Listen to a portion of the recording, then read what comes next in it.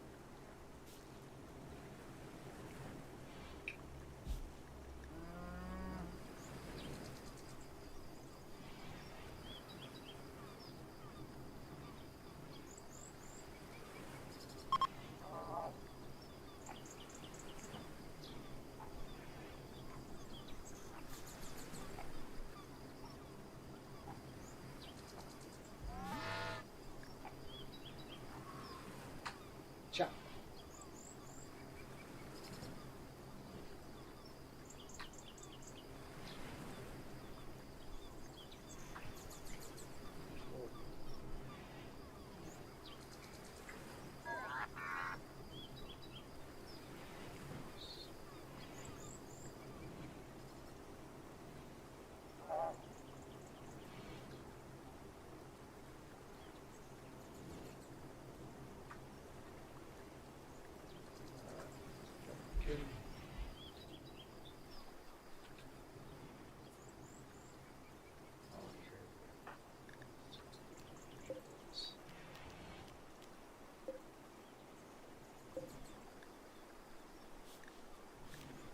Row bucket.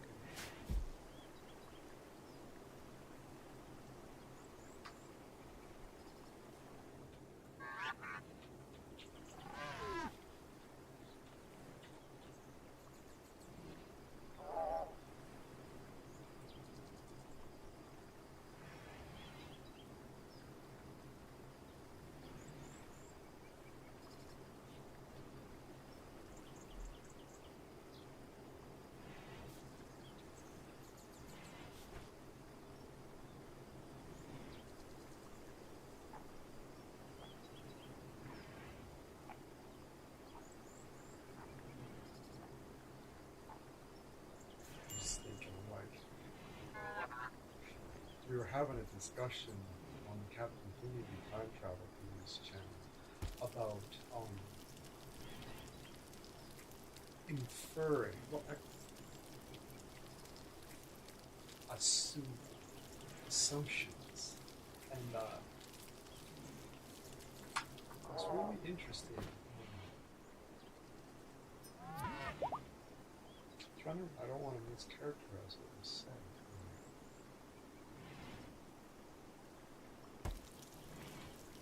We were talking about when somebody says something, and I don't think this was ever clearly stated, but I think it was assumed or inferred that we were talking about the written word, like text, a message, not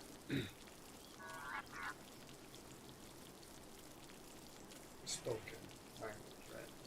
Because it's a lot easier to infer what somebody means when you hear them speak, right?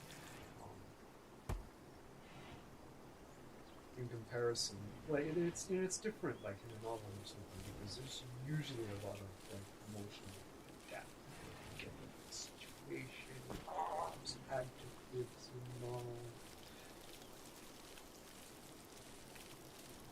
but specifically on YouTube, it's like back.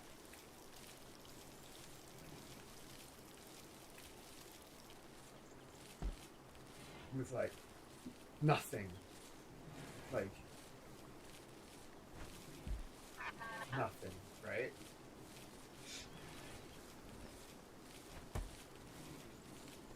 And you have to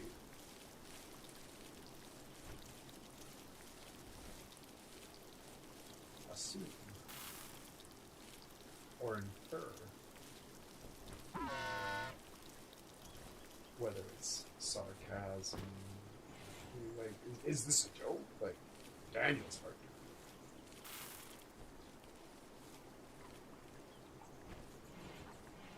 I'm fascinated by it.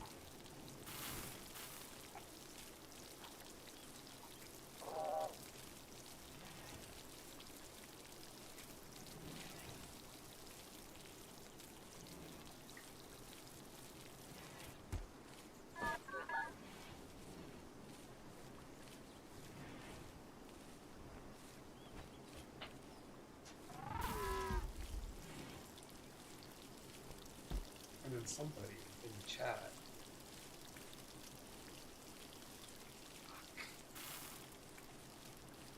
let's see if I can.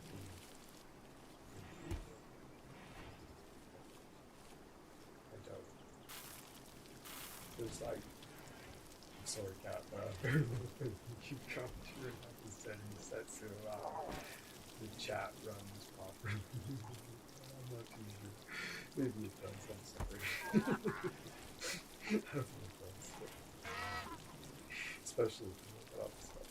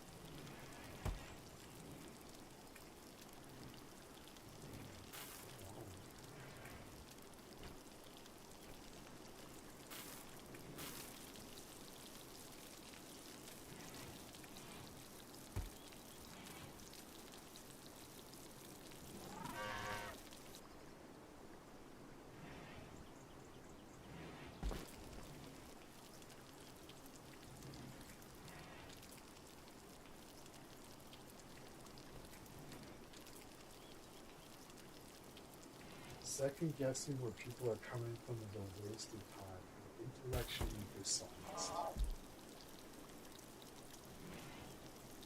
Really?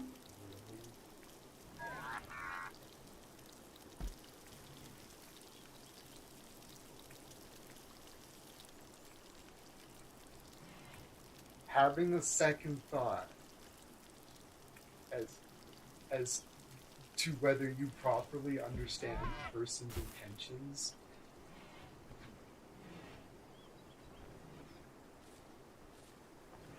Second guessing where people are coming from is a waste of time and intellectually dishonest.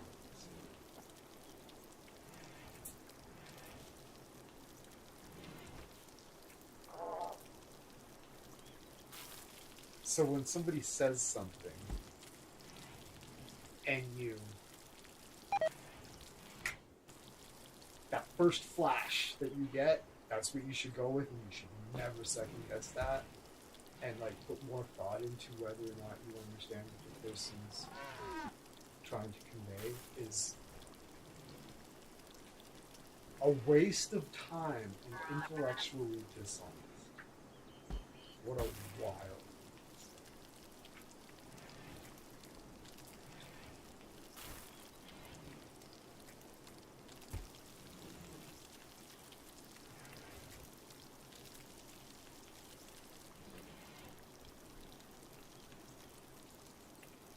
Hey, co-pilot. Good morning. What's on your mind and how can I help you get your Sunday started? I would like you to define two words and then compare them for me. The two words are assume and infer.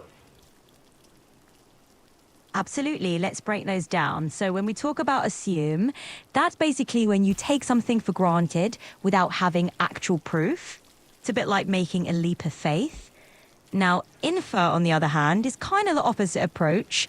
You gather clues, you look at the evidence, and then you draw a conclusion from that information.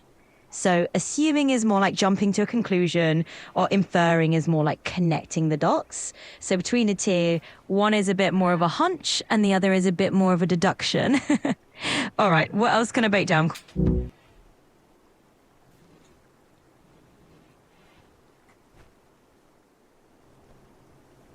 People use those words synonymously. I'm quite confident they don't know what they mean.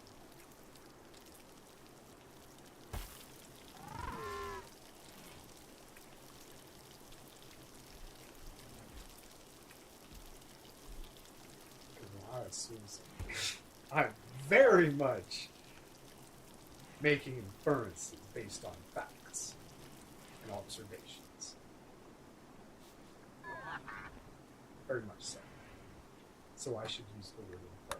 Remember, I should take assume out of my vocabulary.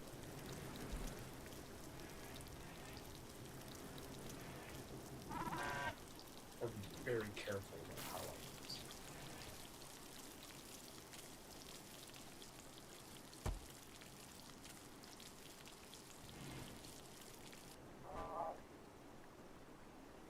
Assuming is taking something for granted without data.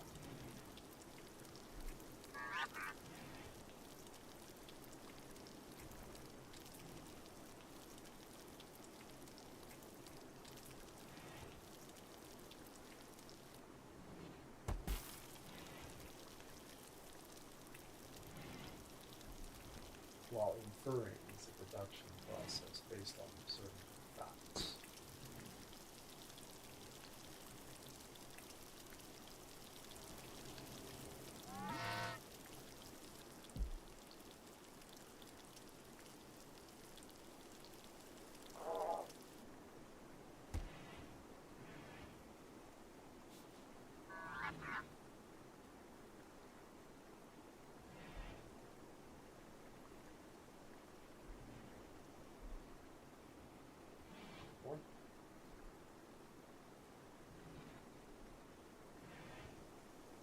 Are you using the words assume and infer correctly? Once again, assume is taking things for granted without data. And infer means is a deduction process based on observable facts. Use assume wisely.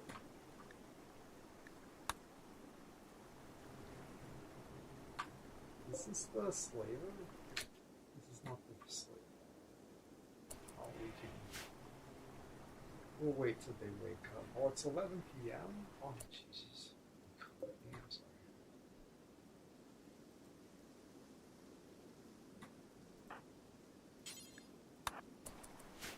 She's gonna get like -2 to wake up and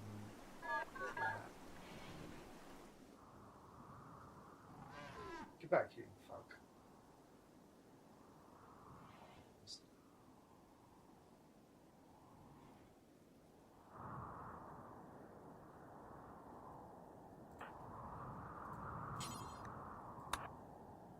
Lisa faster? Oh fuck, I should play faster.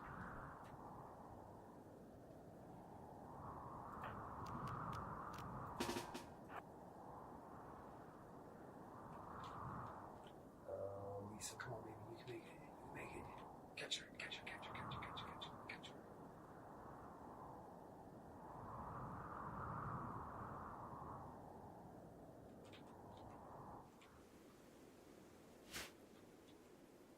She's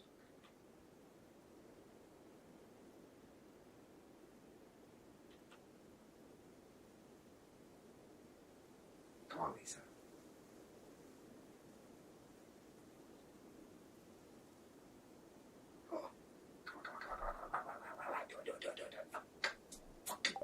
Oh yes!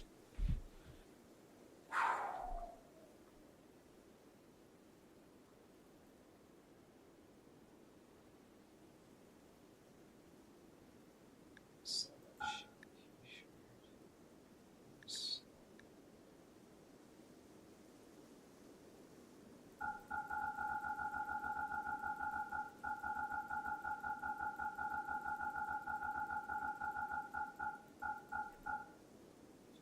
Oh.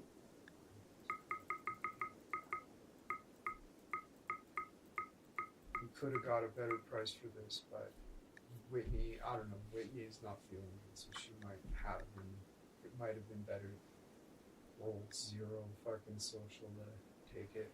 At least we got this, at least we got the sale anyways.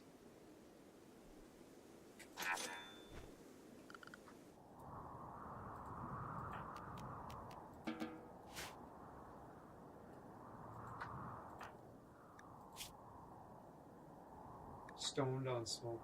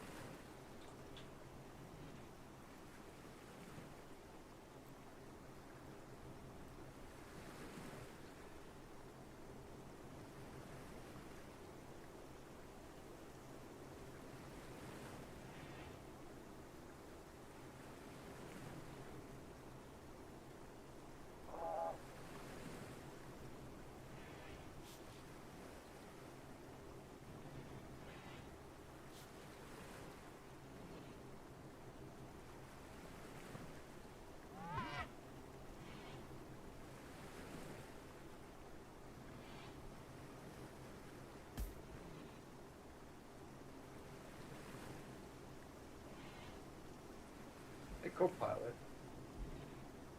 I'm not quite sure how to help you with that. No. It's fun. Okay. Fuck, I hate that. I gotta unplug that fucking thing. God damn it. Because my Echo Show never fucking chimes in. Shut up.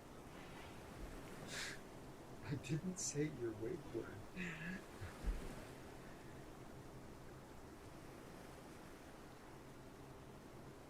Hey, co-pilot.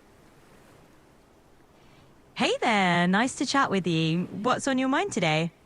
Would it be fair to compare the two statements, second guessing and reconsidering? Absolutely. There's a bit of nuance there, but they do share some common ground. Second guessing often has that flavor of self doubt, like you're questioning a decision you made, whereas reconsidering's a bit more deliberate. You're thoughtfully reviewing a choice, maybe with some new info in mind. So, yeah, they're definitely comparable. I'm curious, what made you think of that? Well, I heard somebody say that second guessing what somebody means by something is a waste of time and intellectually dishonest. And I think that statement in itself is intellectually bankrupt, personally. Oh, that's a really interesting take, and I can see where you're coming from. It's a bit like they're saying you should never dig deeper into someone's words, which kind of shuts down the whole idea of understanding or clarifying. It's definitely a bold stance. So, what's your angle here? Are you finding yourself in that kind of debate with someone?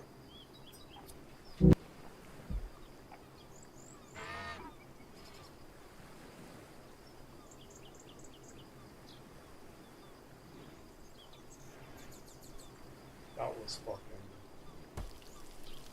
That was really something.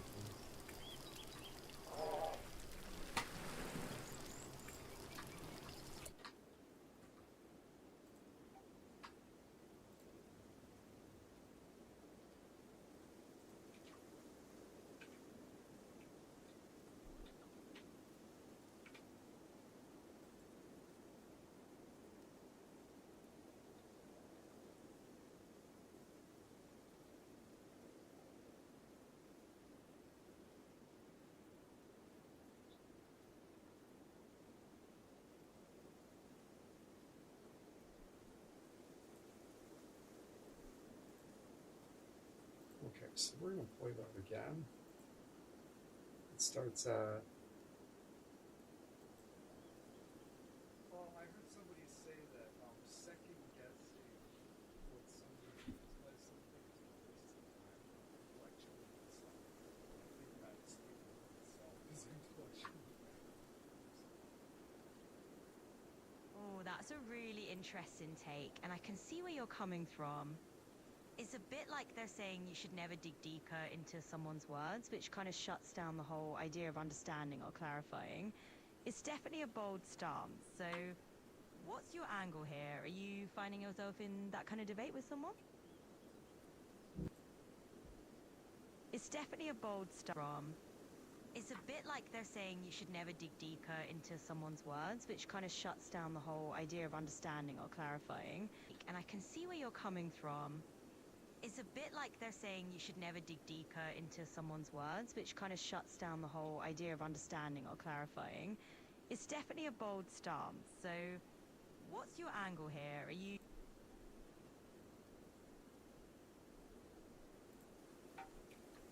How about that?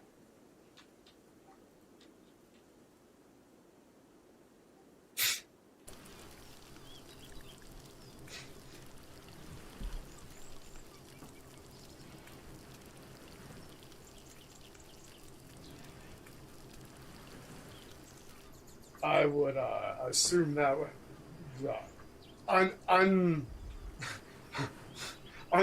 a rather thoughtless connection of words, possibly known as a word salad, when people talk without understanding what they're even saying themselves.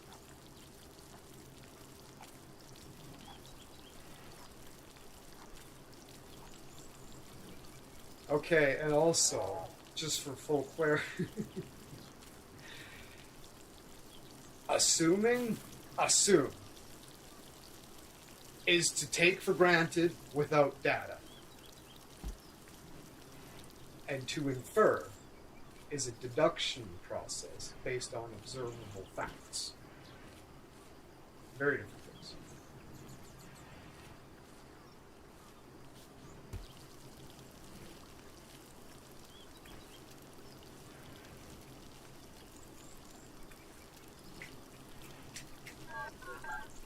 Jesus Christ, 4:30 in the morning.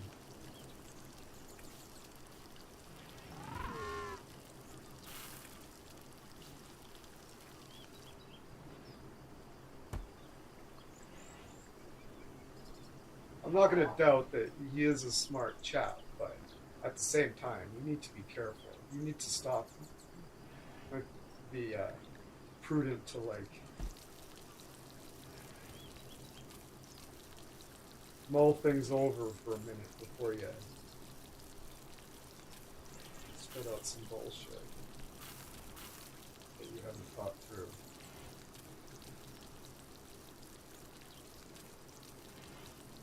He's thick as shit at times.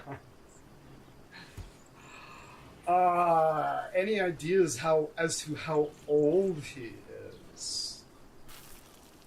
Our friend Pluto.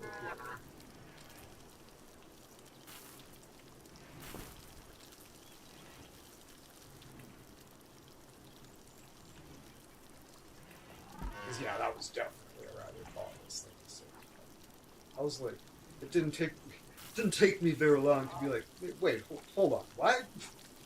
The fuck did you just say? It sounds smart, but it's dumb as fuck. It goes against really, really basic common sense. But it sounded smart for a second.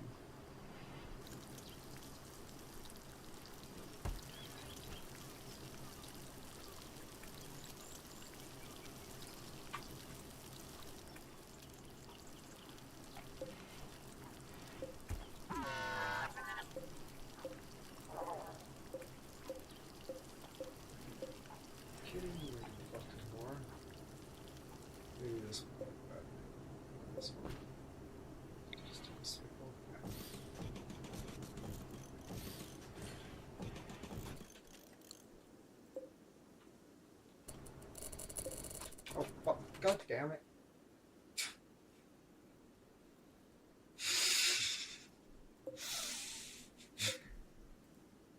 Oh, guys.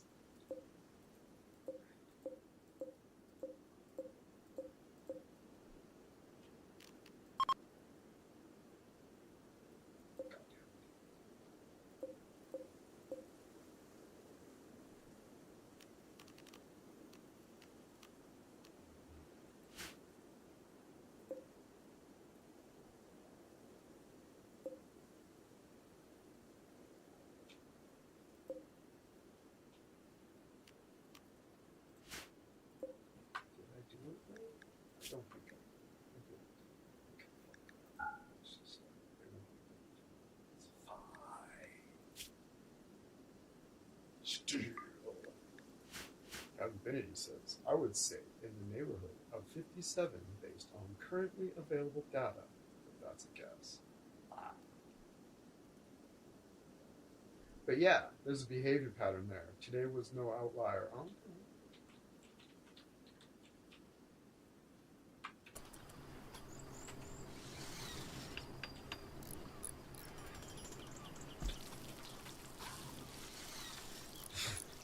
Oh, for sure.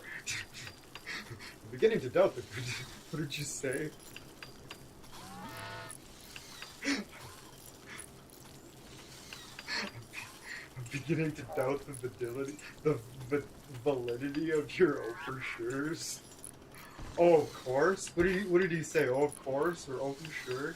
He just throws it out there. It's like, oh, yeah, definitely. It's like, what? I don't believe that for a second. What is this thing? Oh, of course. Oh, of course. Yeah. Oh, for sure. You gonna buy that book, Daniel? Oh, definitely. It's like, what? No, you're not.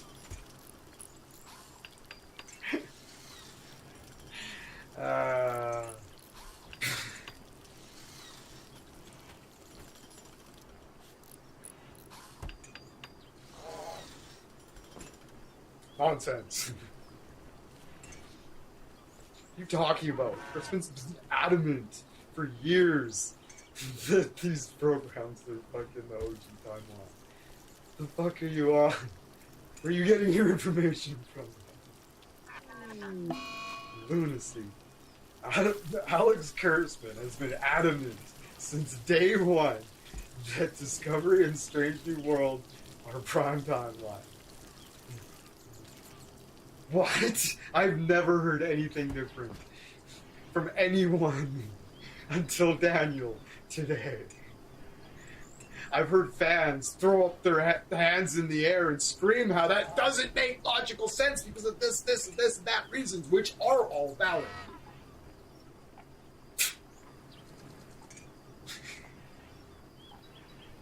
But Alex Kurtzman, the executive producer and showrunner of both series, has been adamant since day one that not only Strange New Worlds and Discovery are primetime. He's been very clear about that. And yes, they are in fact Star Trek. It says Star Trek. Right there on the box. I don't care what you say, it's fucking Star Trek.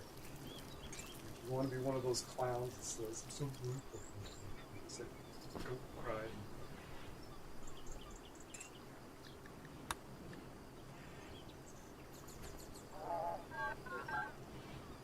Luchin Riley is canon, and everyone will have to come to peace with it. Yeah, it is. Like, she is. And that Strange New Worlds is going to stand the test of time as one of the best fucking runs in the series. Which it is. It's fantastic. Discovery was fucking pretty awesome, too. It was ridiculous. And I understand a lot of the hate. But at the same time, there absolutely was a lot to like there. If you would just calm the fuck stop taking this fucking goofy show so fucking seriously. Love Star Trek. It's fucking silly. And it has always been woke as fuck. Captain Kirk said it best. Leave your bigotry at the door. It has no place on the bridge.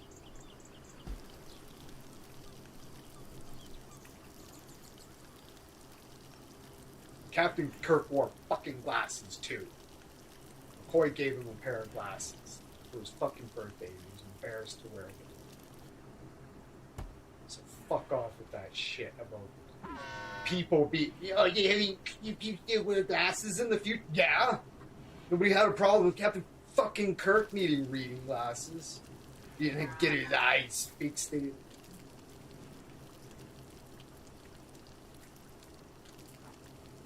I'm starting to think that maliciously petty is a pandemic. Yeah. It's also bad faith has a lot to do with it. And they are fucking bigoted.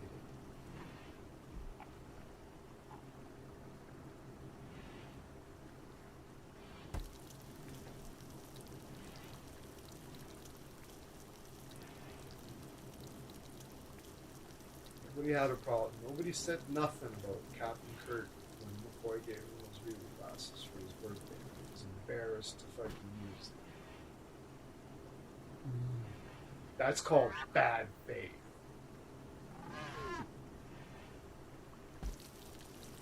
Now all of a sudden it's a problem when it's a fat black woman. These glasses, oh, they haven't cured. They said that about TNG too. All the Star Trek fans. Oh, they haven't cured. Who's this bald guy? They haven't cured baldness in the 24th century?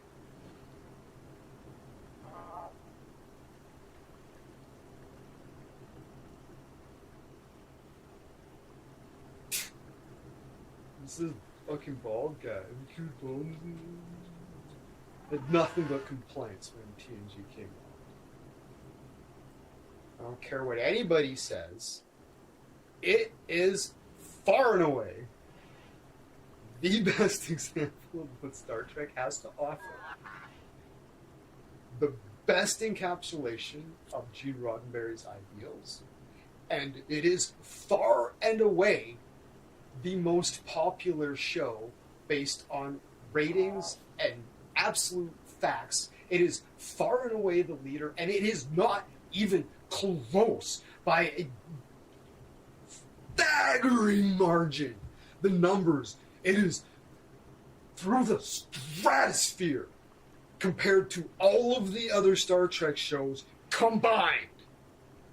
Anybody who tells you any different has no idea what they're fucking talking about. Patrick Stewart was the fucking whoever does the sexiest man alive. He was on the cover of the sexiest man alive. Patrick Stewart. Because of Star Trek. It was so fucking mainstream. It wasn't even funny. You get Star Trek cards in fucking cereal boxes. Shit was fucking popular. It was in the mainstream like no other Star Trek has ever been. It was as mainstream as fucking Limp Bizkit in the early 2000s. It was as mainstream as fucking Britney Spears in her prime. Anybody who says it is not the most popular and most beloved Star Trek show of all time is batshit fucking stupid. And doesn't know what the fuck they're talking about. Girls love TNG. Shut the front door. Get out of here. It's nonsense. Not a lick of truth to it whatsoever. It's an absurd thing to say. It's crazy talk.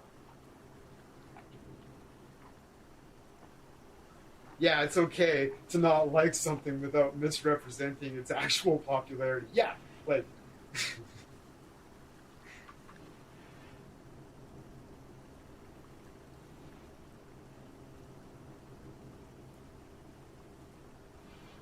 like, it's not even close.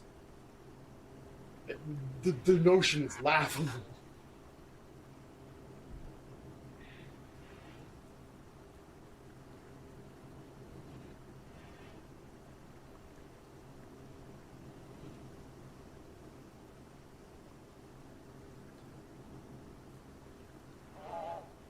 Discovery was fun.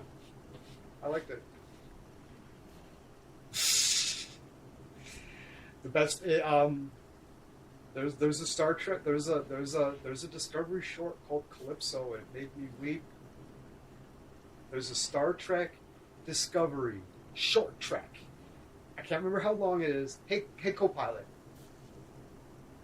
Hey, co-pilot. Hey there, good to hear your voice. So, what's on your mind this morning? What is the running time of the Star Trek Discovery short trek titled Calypso? So, that episode, Calypso, runs about 18 minutes long. Pretty quick watch, actually. It's wonderful. And some of the best, most poignant and touching Star Trek I have ever seen.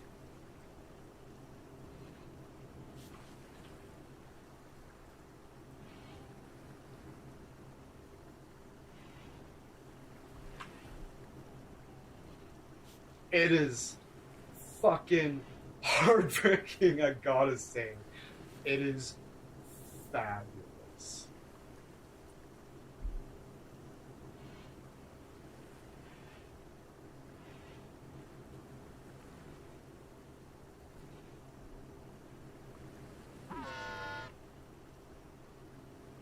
You know the Discovery has a sentient AI, the main computer gains sentience.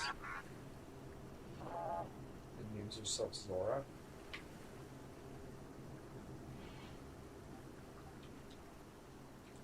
Yeah, from Hey Co-pilot.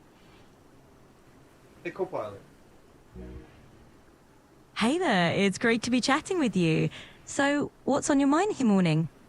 In the television series Star Trek Discovery, in what season does the ship's main computer gain sentience?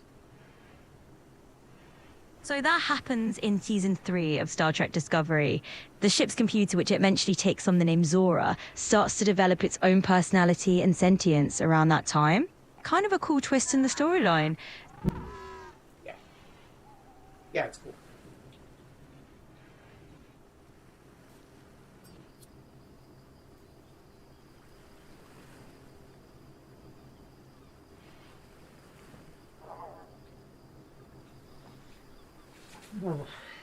Oh my goodness, I've got some. I'm sitting here having like fucking convulsions. I must consume some food, lest I surely die. I eat clarity.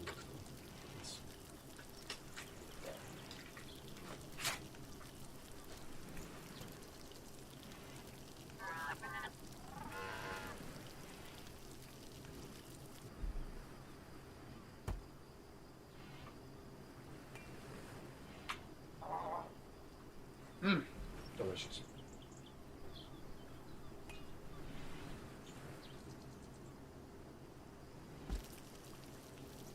Yeah, it's a really cool episode. It doesn't have any of the main cast. There's just one person. We've never seen them before. And it's them interacting alone. They're alone on the Discovery. And we have no idea why.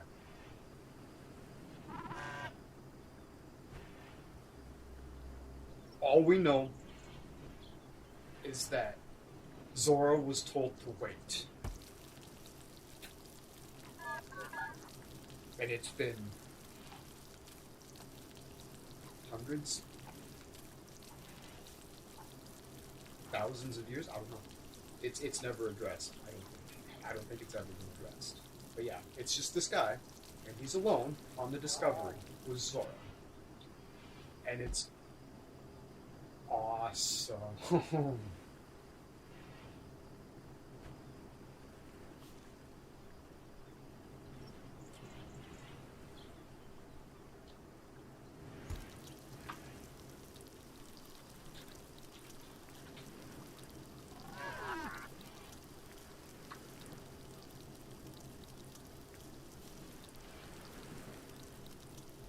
What does Copilot think of Wet Leg? Any favorite tracks? Hey Copilot, what do you think of the band Wet Leg? And do you have any favorite tracks? I don't know if I can do it. I wanted to experiment with that. It doesn't work. Hey Copilot. Hey Copilot? Hey there, sounds like you're ready to dive into something. What can I help you explore today? Have you heard of the band Wet Leg? And are there any favorite tracks? Absolutely, Wet Leg's got a pretty unique vibe. They kind of bring this playful indie rock energy to the table. If you haven't checked out Chaise Longue, that's an absolute fan favorite. But hey, if you want to dive into more of their tracks or talk music in general, just let me know. What other song would you suggest? Sure thing. Another standout track you might enjoy is Wet Dream. It's got that same tiki, catchy vibe and definitely shows off their fun lyrical style. So give that a spin and let me know what you think. Wet Dream, man. Oh. Wow. Sold. I'm sold already on the idea of her singing about a wet dream. Her cheeky way. Her cheeky ways.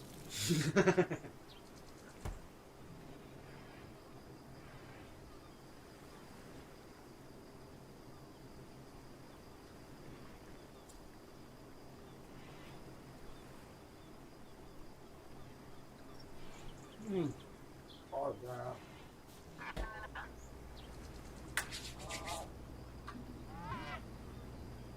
Oh, there's no fucking. Everybody's starving, right? Come on.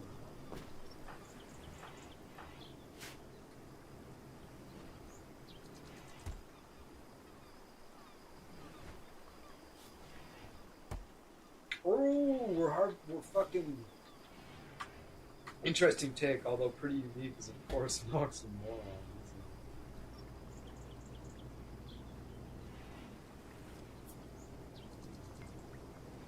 They're either unique or they're not. You can't be well, I don't know. I suppose you could be super. I don't know. They're a little unique. They're sort of unique. It's like, what a dirty slap. Yeah. Yeah, I feel you. These carrots look like they're 90 chicken.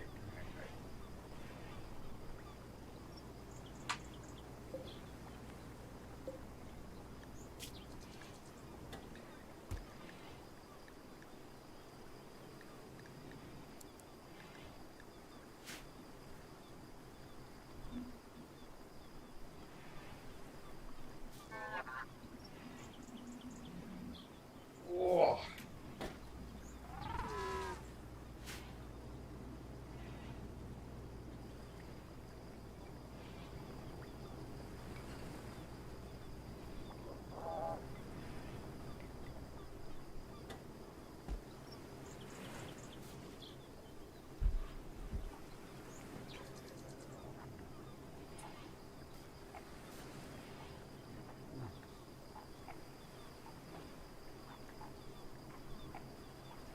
Oh.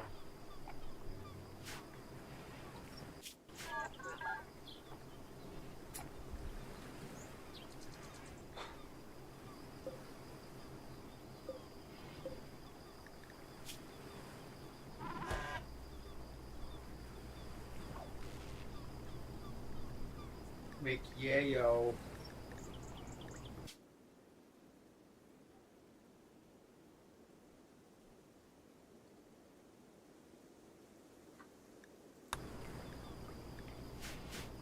This is our yayo field.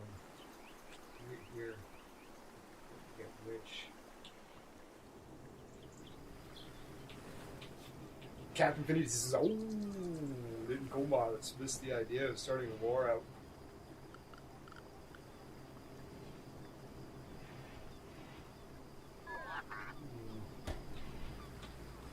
Oh, Benny Boy launched that fucking war on the Sabbath.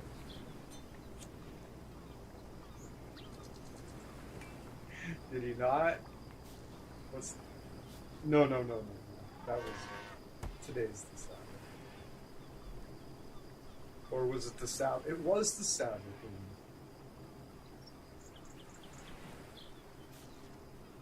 In Ben fucking Yahoo's world.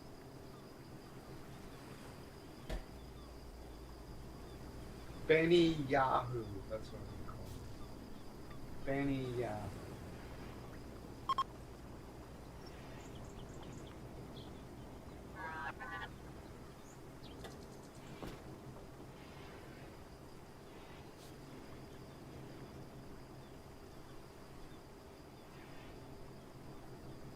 Oh.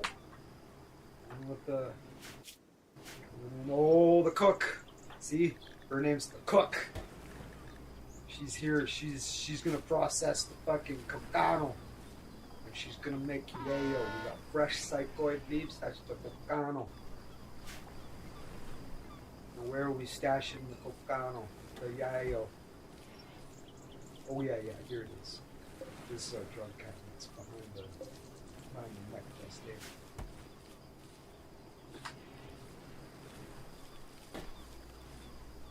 Chili vanilla. Okay. I put them on level 4. I should put them all on level 4, just so they don't like you got nothing to do, like. But otherwise, the bot can pretty much, the Agrahan can pretty much take care of it. Think, oh, bucket. Oh, Rogue, what's going on, Rogue? Wandering. Oh, because you're a constructoid. I should give you something. Give me something to build. Interesting. Constructoids just wandering around. Right here. Build a fucking steel fucking... on? I have a lot of steel. Let's build. Let's build. Okay. I have a lot of steel. Let's build a structure. I'm gonna build a wall.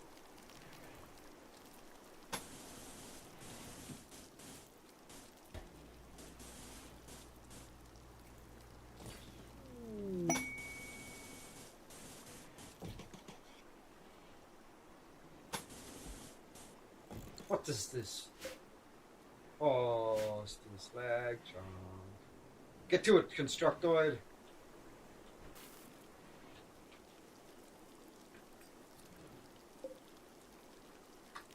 What's this? Ooh, hold on.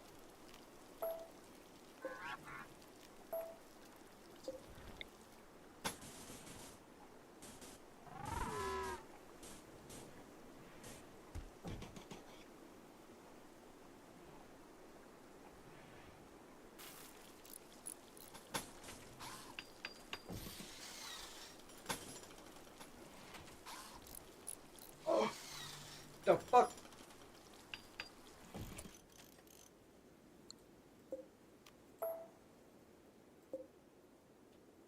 Yeah.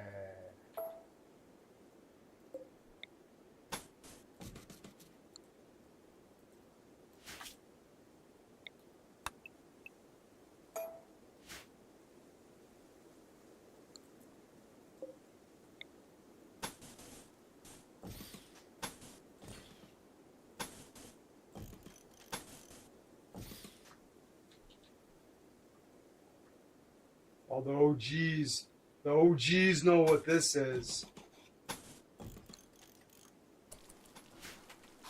Wait till you see this bitch in action.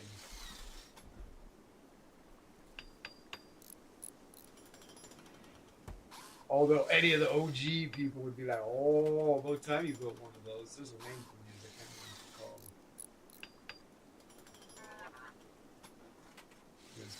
I don't know, strategic defense. Alright, now we're going to build another one.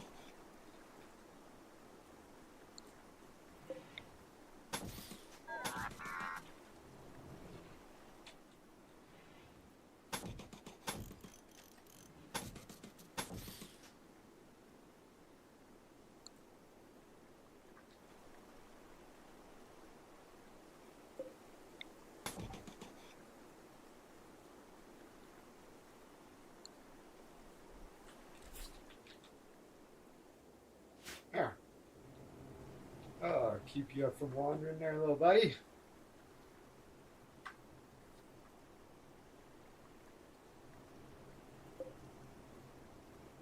Struck boy. He's like, oh, I'm 75. Charge up. Handy. Rogue. Bucket. Here you go, bucket. Just wandering. I don't like the fact that you're wandering. Just relax.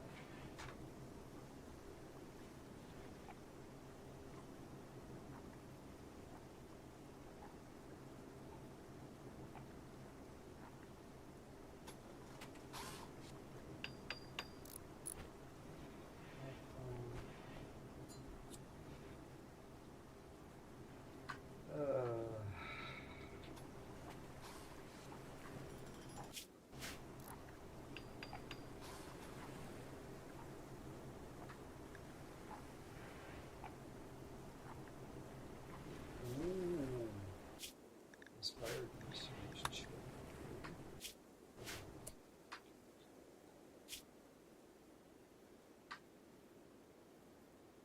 Level 3.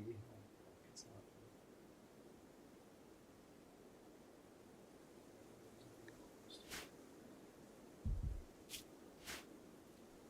The 5 times faster than usual is still not even close to the research you get out of that.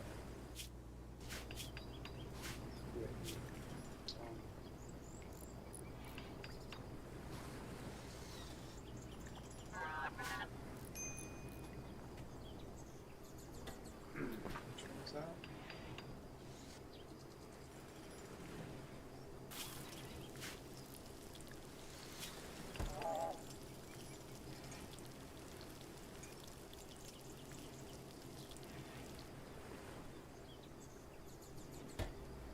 Oh!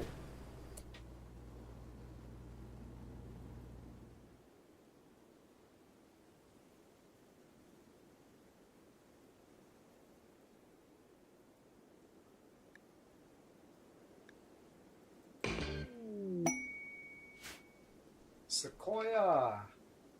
Nice, the tree girl.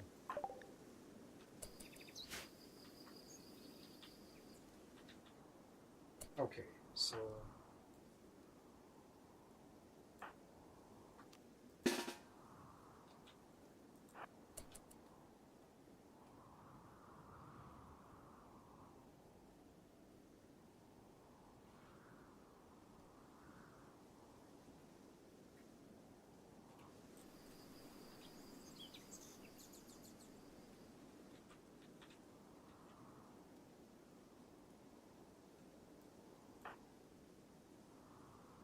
I was going to put them in the positions, but this is all just find out.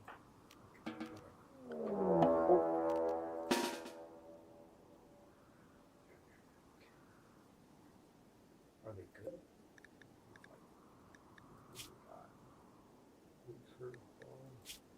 Ooh.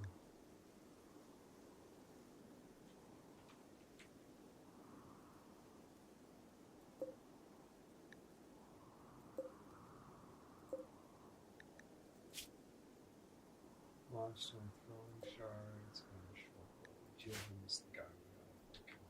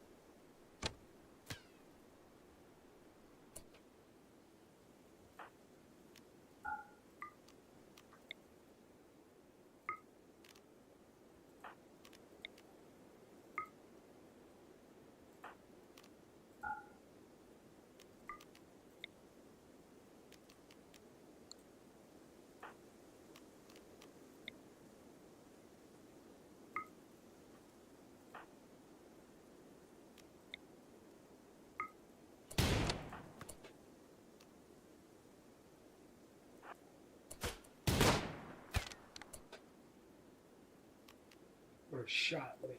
That was great. Great leg, eh?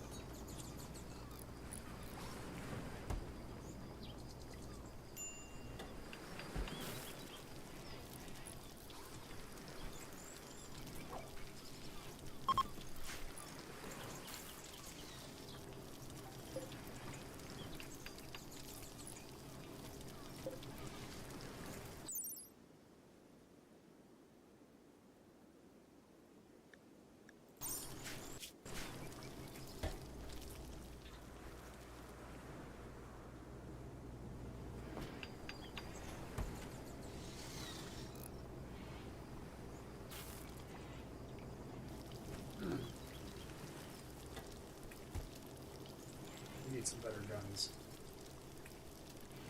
Need some better guns. So.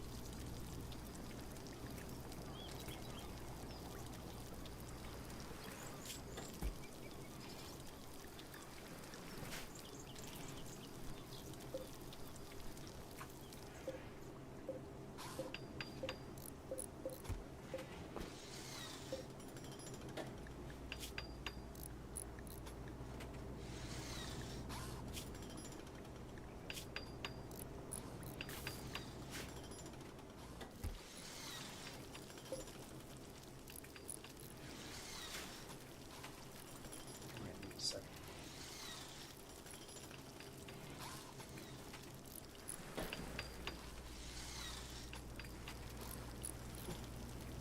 Oh, this is this.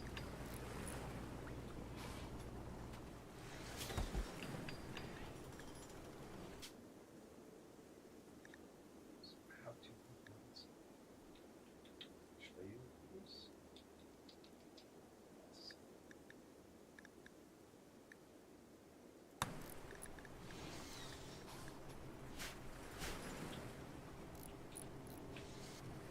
Oh, no. No, I shouldn't.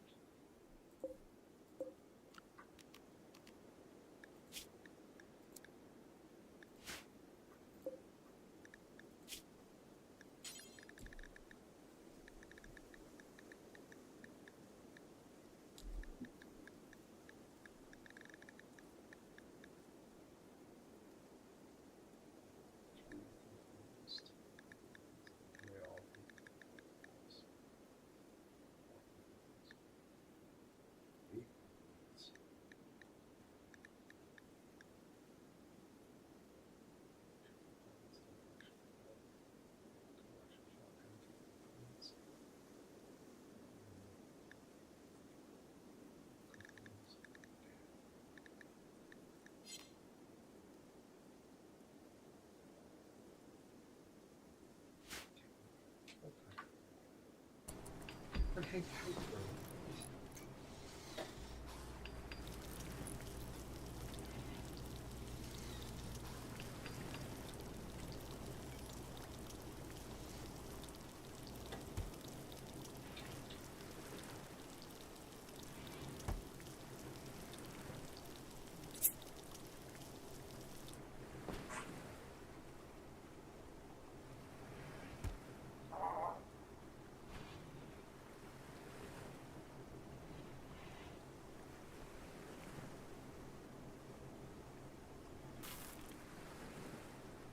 Whoa.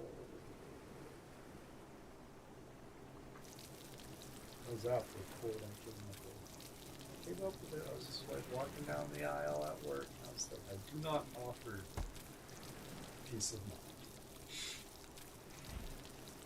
It's like, don't talk to me. I don't offer peace of mind. But I do offer it's the darkness, so people understand. Peace of mind, you won't find that.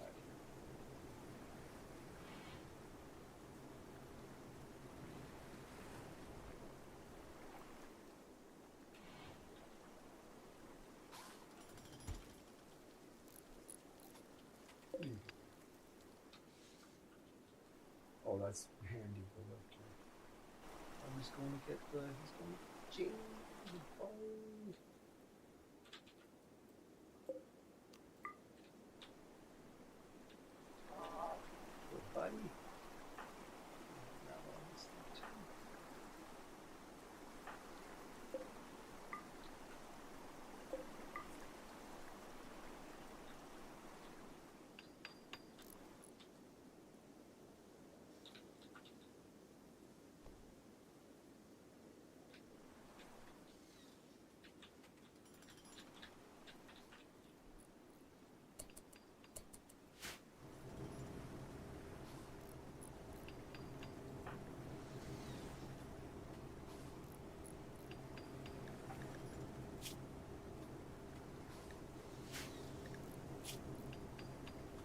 worries, Simon.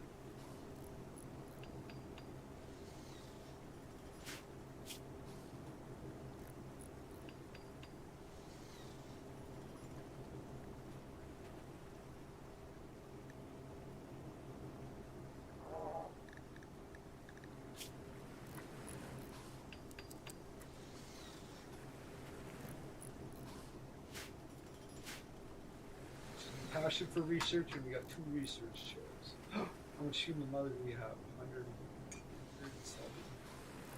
Like probably this chair. Right.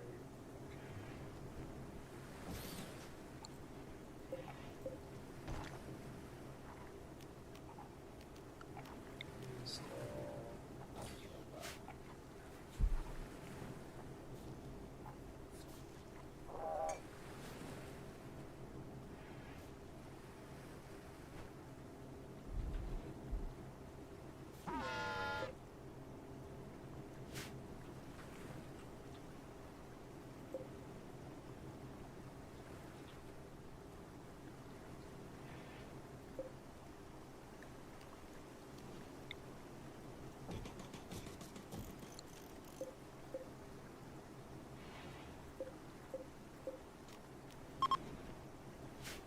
Simon says, I barely got out of bed today. I feel you, mate. Holy Christ. Something's wrong. Something feels really off.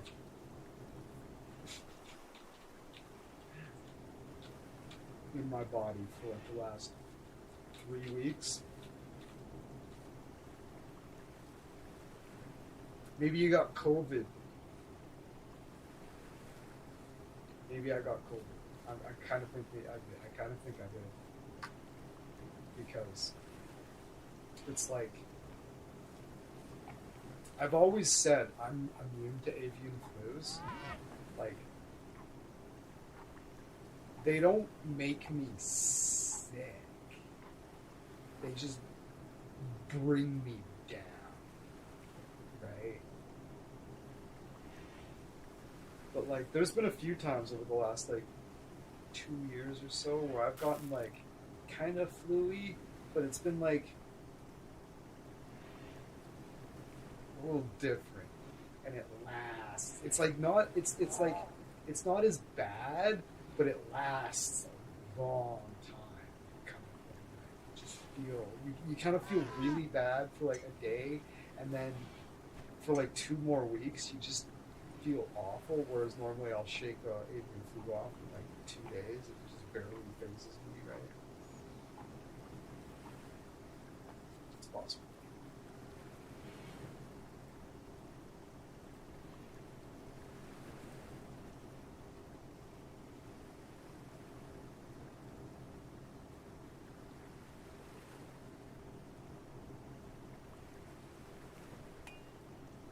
Yeah, I have no idea what I've got. Yeah, I'd be.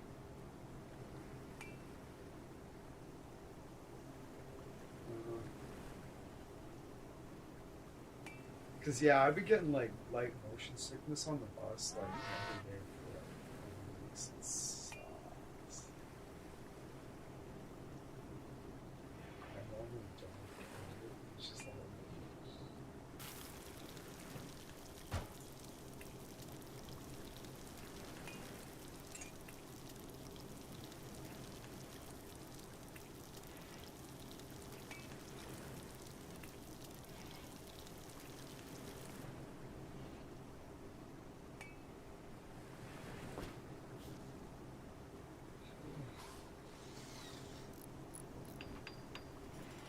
So this is just for apparel and textiles.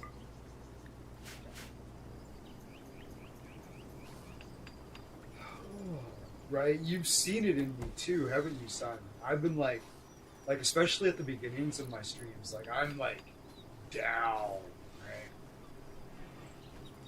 Like worse. Really short streams, like, you know what I mean? Last month.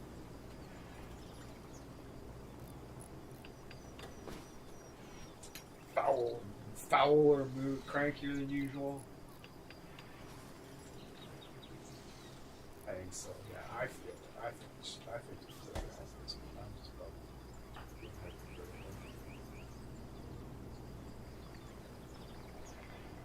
oh, new research project. Shit. Wasted time.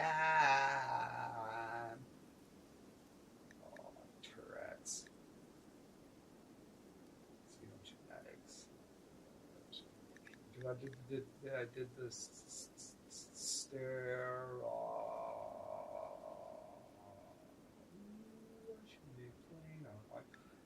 I should try to make flak armor. That's what I should try to make. Sterile materials. And we'll build a hospital room. We'll build a doctor room with sterile surfaces.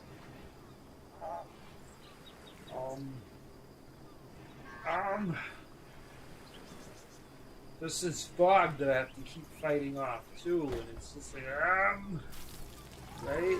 It's not good. I don't like it. Right? And it's gone again. It's like I'm way worse than usual. Fuck. Oh, yeah, the flak vest. Remember flak vests? Yes, flak vests. Let's make 1, 2, 3, 4 flak vests. Who's on smithing? Oh, 7. It's a level 2. Make it a level 1. Get to it.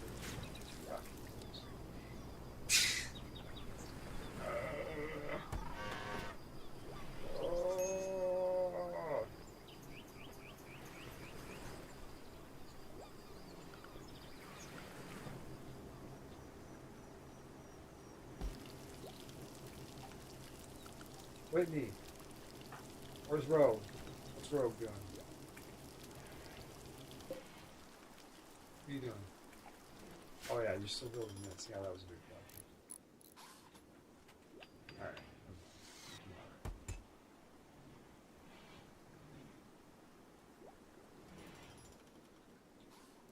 Probably not. It's come along quite well, actually. Where we go?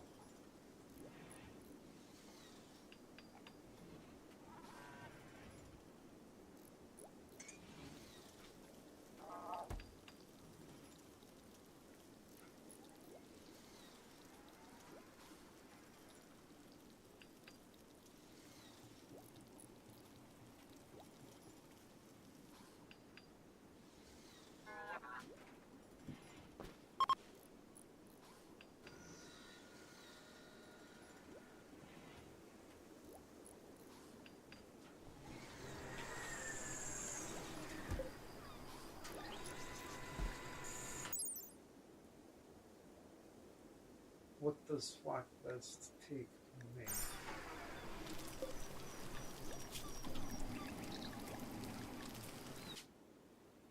Steel, cloth, and one component? Really? Okay, well, we're making 2 flak vests.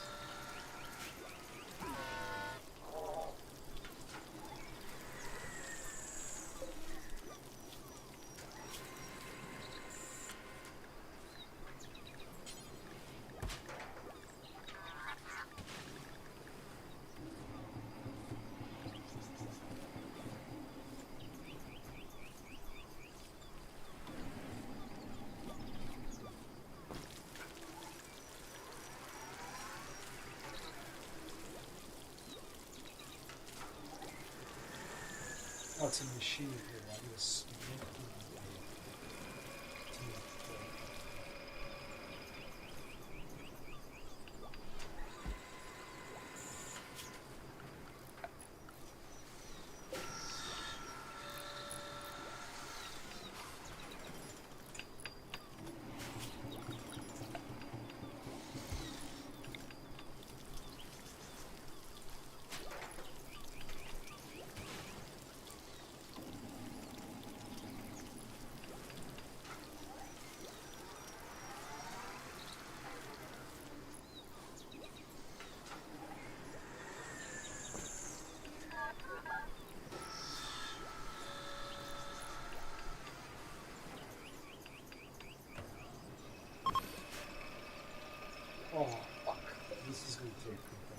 Fuck, this takes 3 components.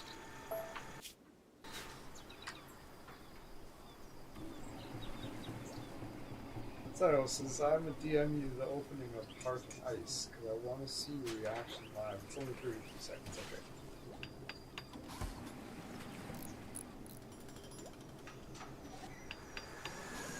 Ugh.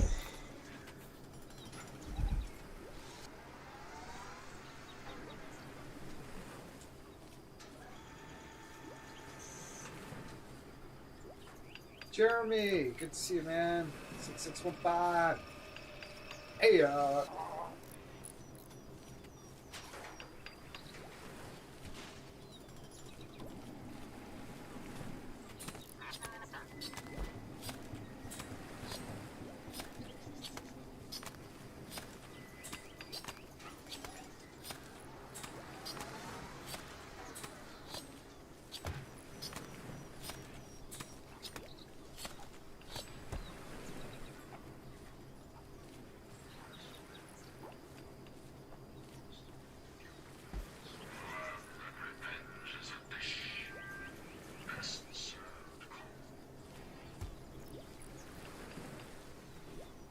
it's a single episode of the animated series.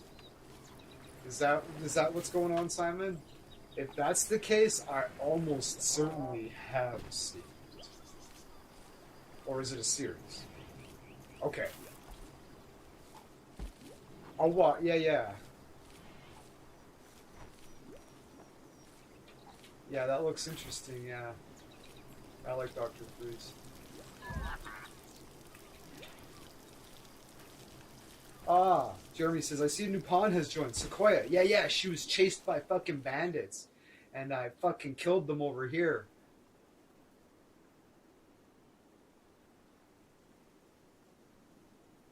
She was like, I need some help. And I was like, I will help you. And these bandits came in after her, and I fucking put him to the sword. Chili put him to the sword.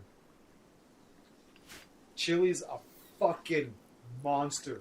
I've named her the Reaper of... What's this place called? Stathistia. It came up as random. I was like, oh, that's cryptic as fuck. Stathistia. The Reaper. That's her name. Odette Maxwell. Chili. The Reaper of Stathistia. Of the lift player. And Whitney, the Angel of Death, we're going to get her a sniper rifle. But right now, she's got the bolt action. Right now, she's got the bolt action rifle, and she's just a menace. 13 shooting, strong expert. A menace. I call her the Angel of Death. We're going to get her a fucking sniper rifle, and she's just going to be monstrous. About to start a new Rimworld playthrough. What should I go with? Oh, Jesus. What difficulty do you play it on? I'm playing on Adventure Story right now because I'm just being a bitch. I usually play it on Strive to Survive, but I want to actually get somewhere for a change, so I'm like, fuck it, I'll put it on Adventure Story. Because I'm the type of person who likes to find out what is the intended experience from the developers, right? Like Kingdom Come Deliverance, for example, the intended experience is hardcore mode. Yeah, Strive to Survive and Commitment mode. Yeah. That is the intended experience. With Random Randy as the storyteller. That's the intended experience. Strive to Survive, Commitment mode with Random Randy.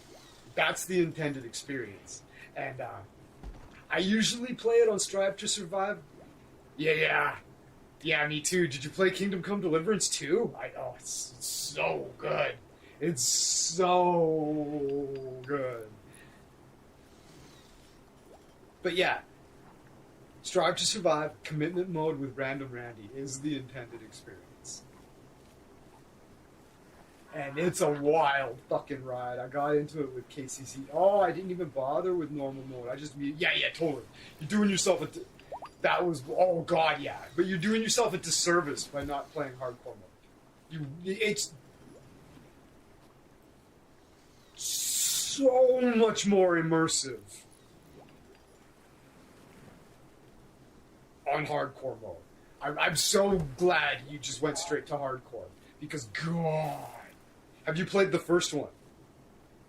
It's really good. It's not. It's jank. It has a bad reputation for janky, but it's been patched, and they just released a next gen.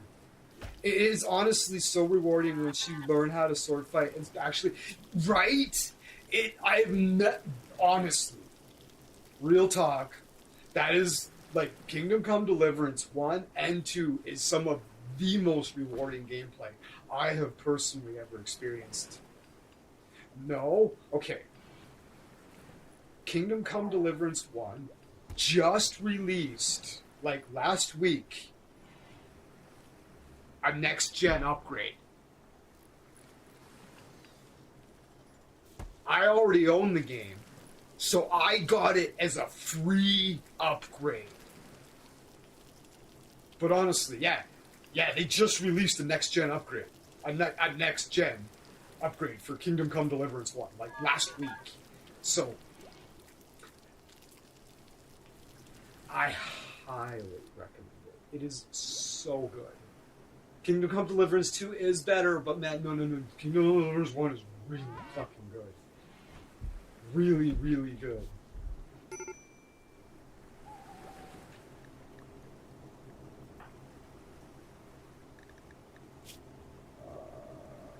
What's going on here? Butchered human like, yeah, who cares? Tortured art. Oh, Lisa. Tortured artist. Observed rotting corpse. Observed. What the fuck are these rotting corpses? Who's not fucking chopping up the dead bodies? Okay. Oh yeah. Maybe. Oh, that's the rotting corpse. Bert. He's been dead for 39 years. Oh, that's the fucking Mechanator.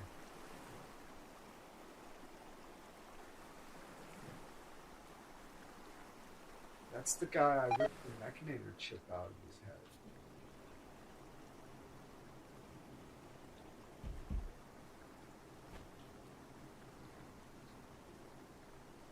Okay, we need to build Lisa an art bench. Maybe that'll help her with her tortured artist problems. Let's give her a fucking... It's already dry bones. Yeah, I see that. Yeah, I'm not sure where the rotting corpse notion is coming from.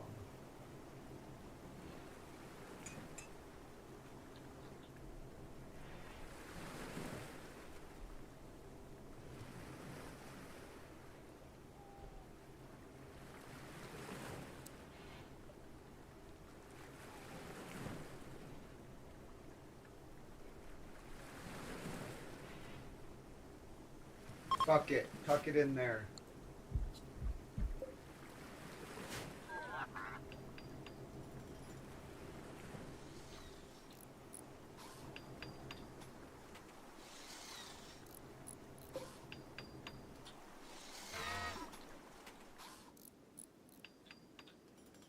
What do you see rotting?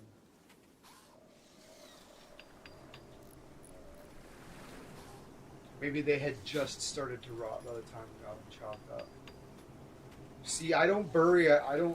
The way I deal with my enemies is I just have this set to chop up fucking butcher creature. I just have it set on human-like corpses as well, and then I just make kibble. And then I make kibble out of the bodies.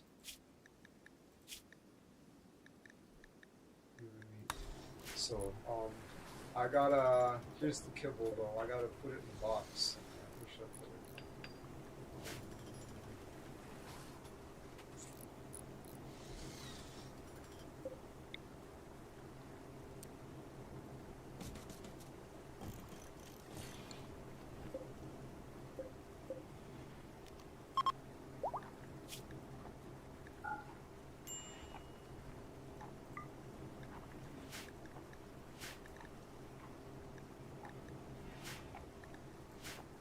Jeremy says, I'm gonna go with naked brutality. Fuck yeah. Random Randy, strive to survive, and commitment mode, just to see what happens and hopefully try to survive. Yeah, that's the thing. That's the thing. It's a good time, but you need to go into it with the right mindset. You're like, everything is gonna slip through my fingers, and this is gonna be a fucking disaster. Let's go. Let's tell a good story.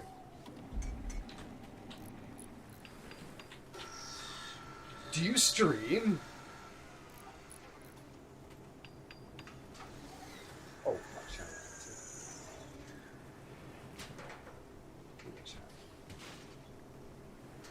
One subscriber. Oh, okay. I'll take that as a no. Ooh, Warcraft. Oh, Windcraft. Streamed a year ago. Yeah, man. I'd watch you play. I'd watch you play that. I'd watch you play Strive to Survive on random. Oh, Naked Brutality. Oh, Naked Brutality on Random Randy. Strive to Survive. That's madcap.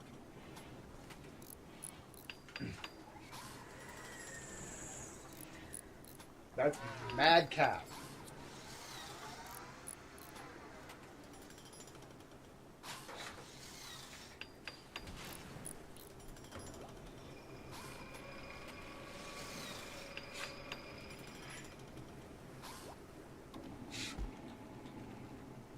Oh, shit. I'll look into it. You might have just convinced me. Oh. Like, you have live streamed before, so. That could be interesting. Naked brutality. Yeah, just live streaming this shit's naked. It's the oversights that I just have to eat publicly is just so embarrassing sometimes. I'm just like, oh, fuck.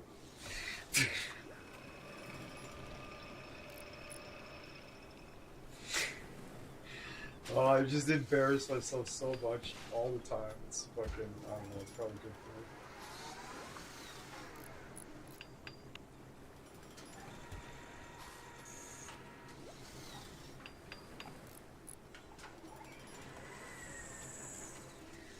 Yeah, just take the time to make a fucking thumbnail.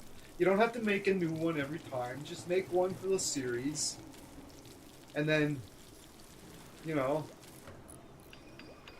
put that in the title. Naked Brutality, Random Randy. Randy Random. Randy Random, Strive to Survive. And you might be surprised at how many people just roll into watching. Like, especially if you do it in the evening. Like, my last Rimworld stream had like fucking like 25 to 30 viewers for hours and hours and hours. I was like, Jesus, this is pretty great. This is unusual.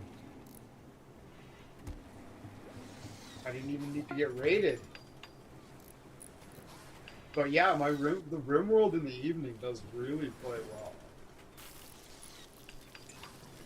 So you might pick up you might pick up a few subscribers right away, right? Meet some new friends. Just bam, just like that. You know what I'm saying? You might end up with your very own Simon Dusk, you know, right?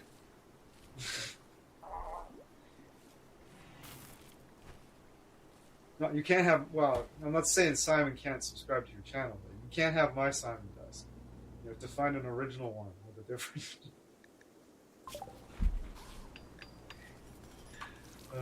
All right. So true. Yeah, right. You meet some great people. Like Simon Dusk and Weller and Gameplay, and I met Captain Finity somewhere else, but I didn't find him here. I met him on the Canadian Spider-Man channel.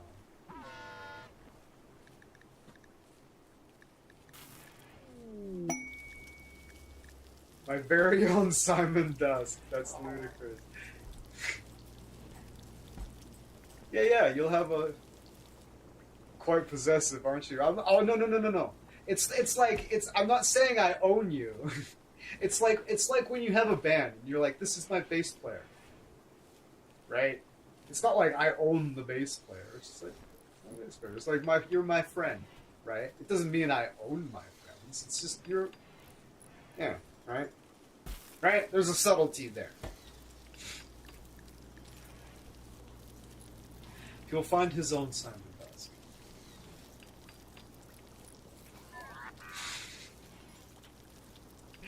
Or maybe Simon Dusk will just be Simon Dusk over there too. No pressure.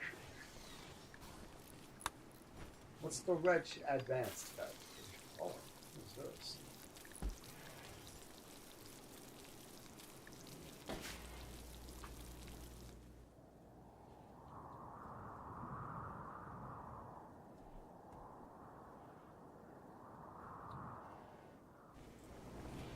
What's this shit? Yeah.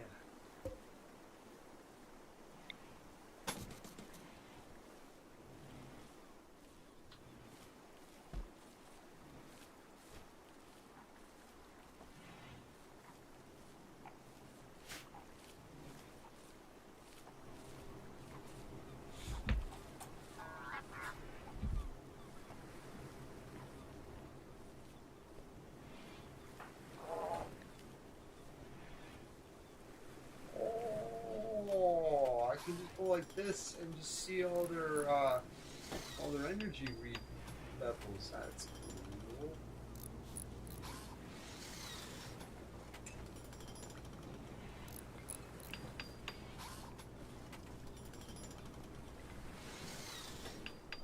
Oh, Chili's built another skin chair. Fucking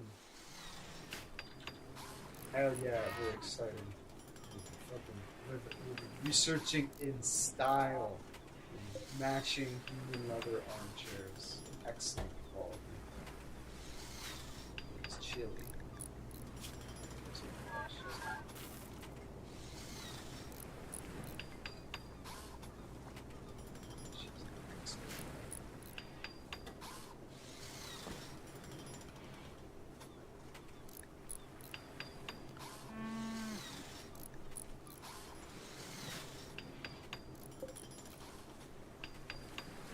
Oh, that's quite a bit of work.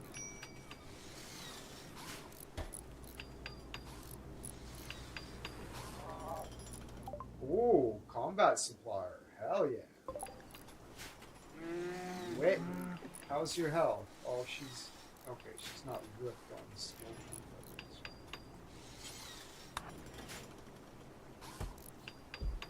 Listen, Lachi. Listen, Lachi. Wanna buy some yayo? Got $992 to spend. 469 yayo. Fuck yeah. Smoke leaf. Oh, we can't sell all of them because we need to fucking stash. Smoke shell. We sold the wooden hammer. Revolver.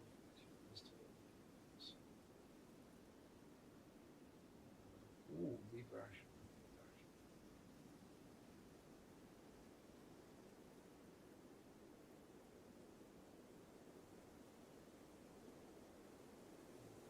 Still don't have a better.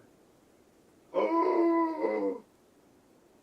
A war casket plasma sword.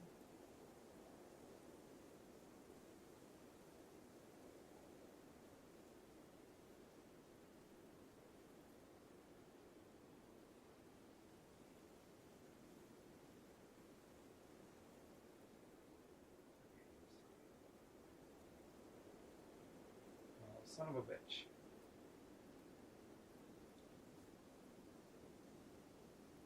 Awful medical. That's a terrible gene. Alright, well, at least we're selling the yayo. 600. Oh, no, I thought we were going to sell the kibble. That's too bad. Trader's not going to buy the kibble. Alright. Thank you.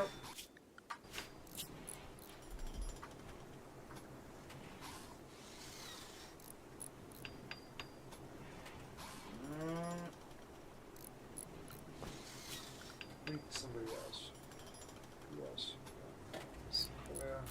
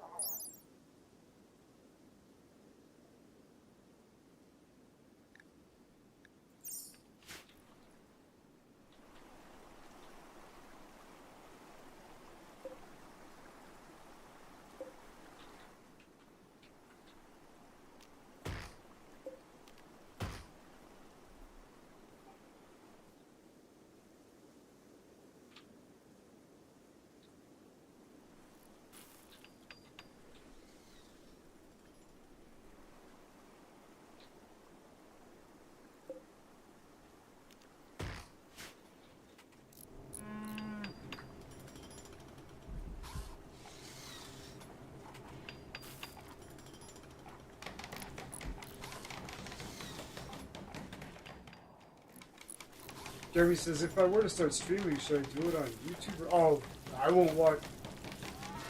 Hey, I don't know. Whatever you're most familiar or comfortable with, honestly.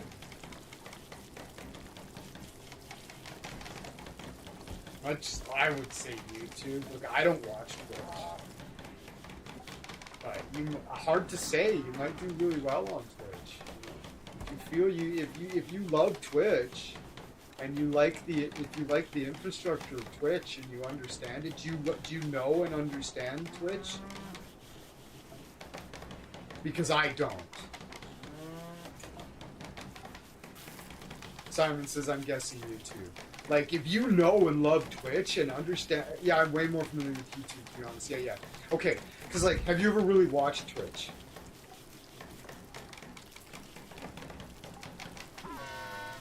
I also do not. Okay. Don't stream on Twitch. Twitch is weird. It's got its own whole infrastructure. Dude, just go and watch some Twitch. Like, not right now, but, like, later today. Just download the app and just watch some Twitch. And you will be like, what's happening? There's this infrastructure of, like... It's bonkers. It's weird. There's like fruits flying around. It's crazy. I don't understand what's going on. Like I don't even know how to participate in the chat. It's weird.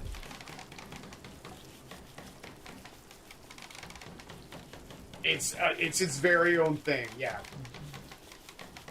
Twitch is madcap. I don't understand what's going on there. People are like, why don't you stream on Twitch? It's like I need to watch Twitch for like 1,000 hours to even understand what's going on before I would even dare stream on Twitch.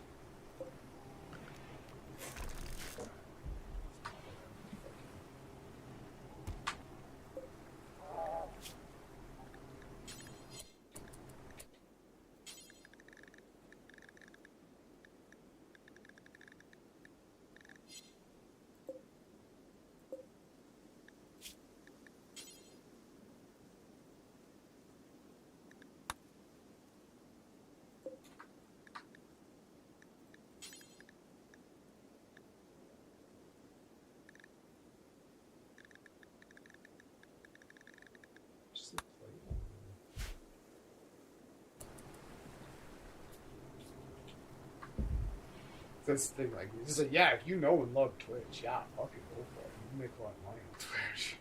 But, like, you need to understand what's going on there. Under the red banner, show March. Banner? Quick question, what is that weird sound thingy under your steel? Oh, this? That's my geothermal power generator.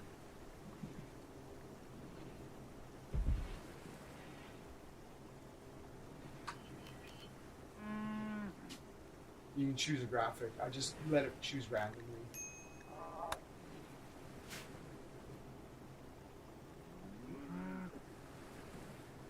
It runs off the steam vents, right?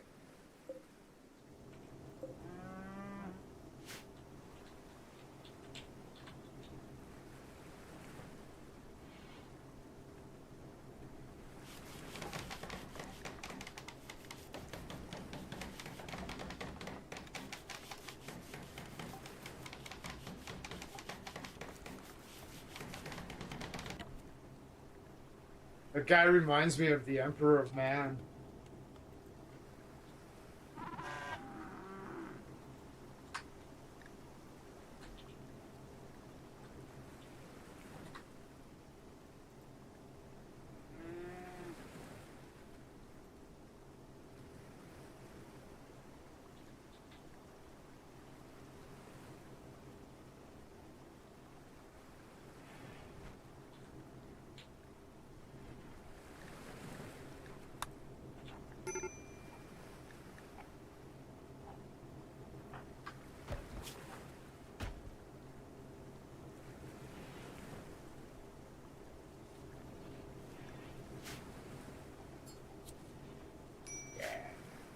Yeah, it's pretty sick.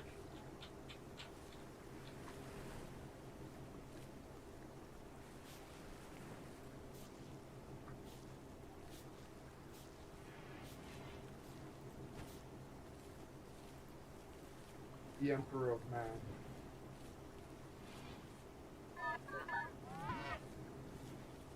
What's that picture? That's a picture.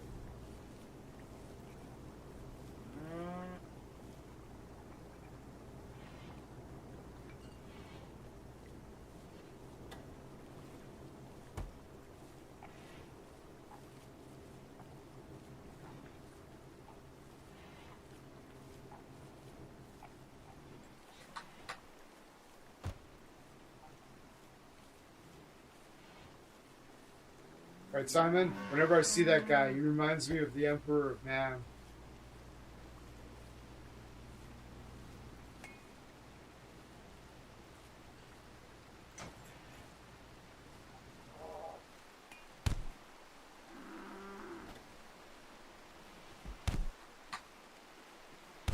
What's happening?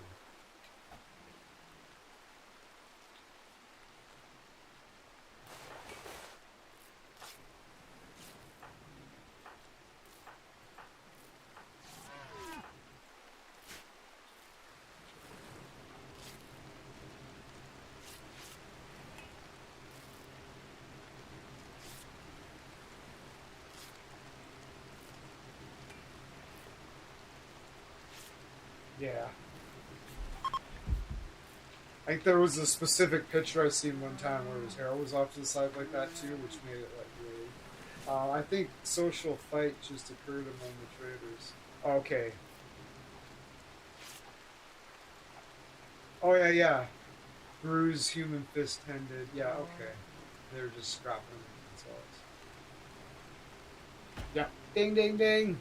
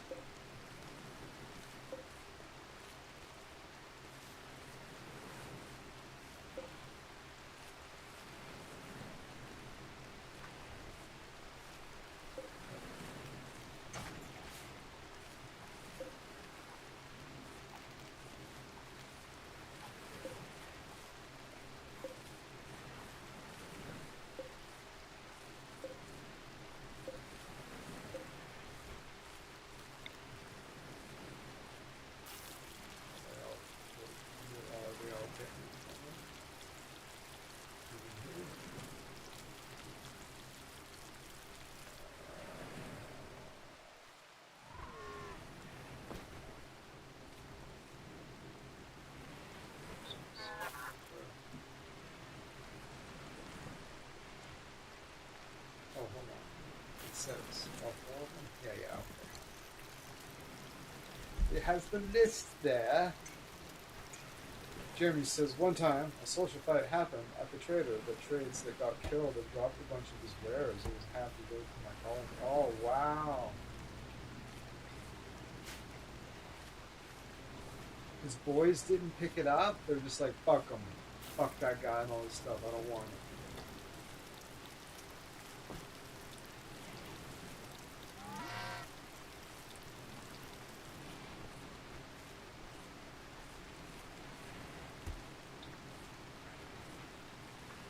Ugh.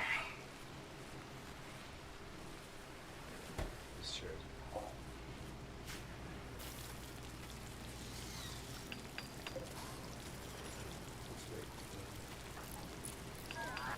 Wandering? Alright, it's good time.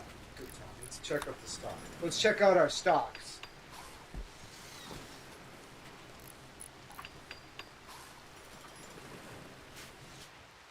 Alright, so we bought stocks. Profits and loss -1. That's fine. We bought this one really. We're buying it. It's really low. It's at like record low, but it's coming. It's trending up. It really is. We got 7 shares of that one at $54 each. Well, we paid more for it than that probably, but Oh, hold on. Follow the rules on that one. And the other one, I got one share in it. Yeah. Oh, it's up. This one's up though. Buddy Interstellar. Look at this. See where it normally is? Sitting at 547. It dropped down to like 525. So I'm not sure exactly where it was when I bought it, but I was only able to buy one share, so we'll see how that does. But profit loss went up 5 points though. Ah.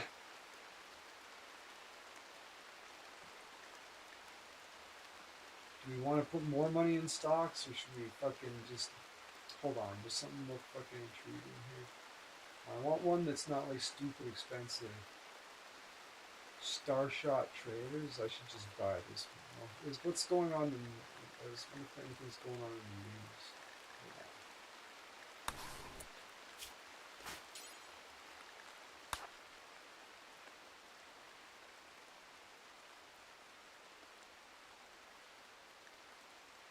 What's bullish and bearish?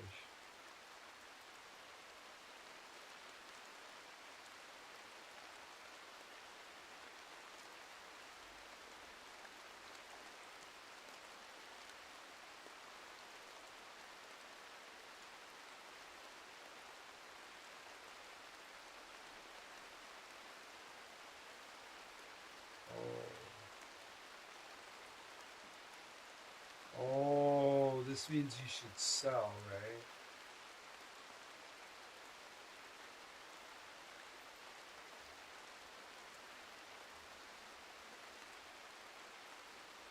Plans to expand, but they require building plans to do so.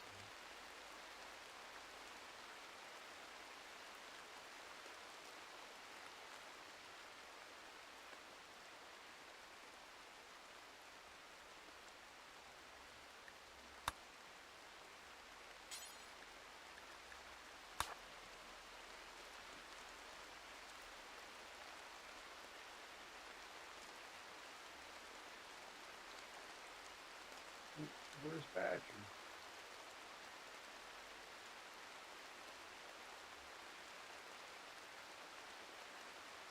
I should just buy more of this. I should just hang tight. I should just hang tight.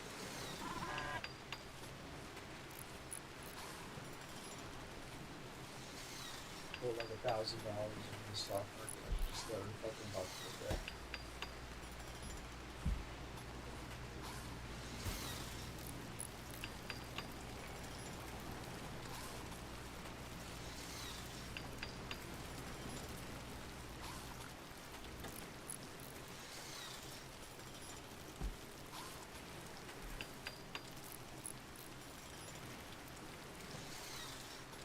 Ooh, control the ultimate edition. I still need to try that. I would wait to use this.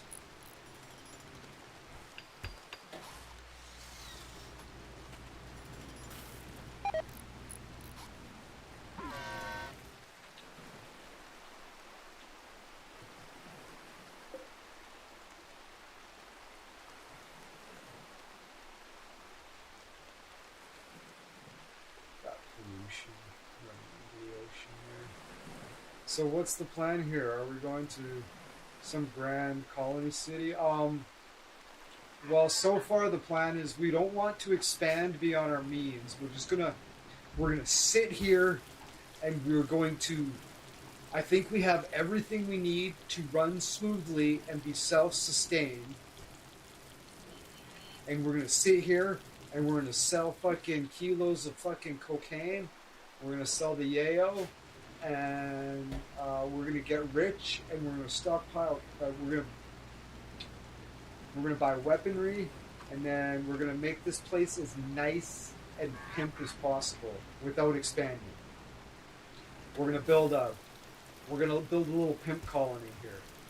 We're gonna replace all this stuff. We'll rebuild all the interior walls out of solid gold. Wouldn't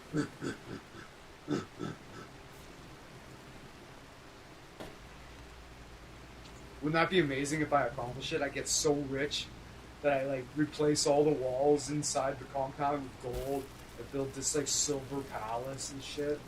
That'd be sweet. I'm gonna see how much I can bling this place out with like ridiculousness. I almost spat my drink out while laughing when I heard the sell kilos of cocaine part. Well, yeah, you see, I got the yayo right here. You see, yayo. See, this is 15 kilos of yayo. That's street slang for cocaine.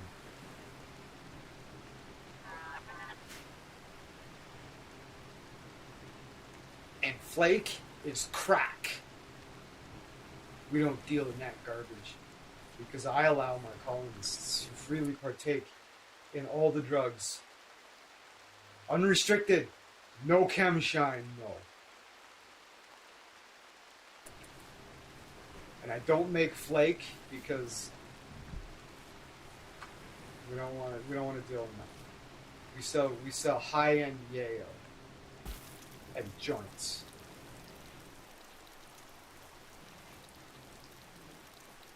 This is our weed farm.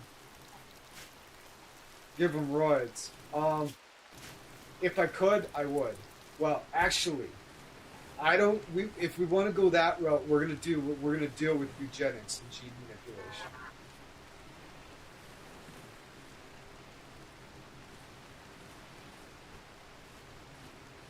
I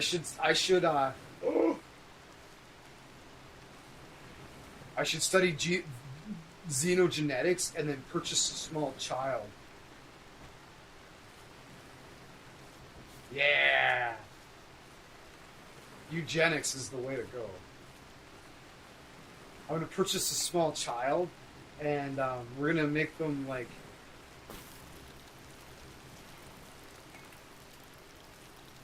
immortal or something.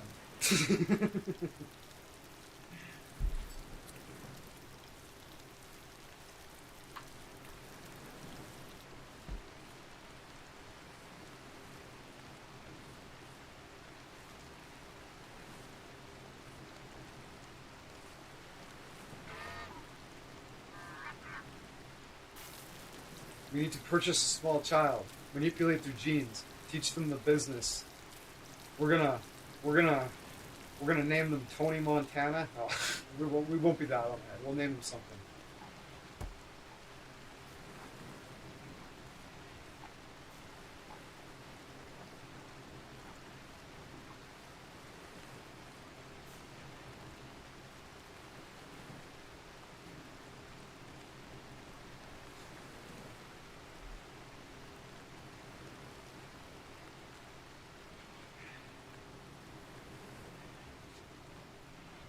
We'll name him Moni Tontana. Moni Tontana. Tontana. Moni Tontana.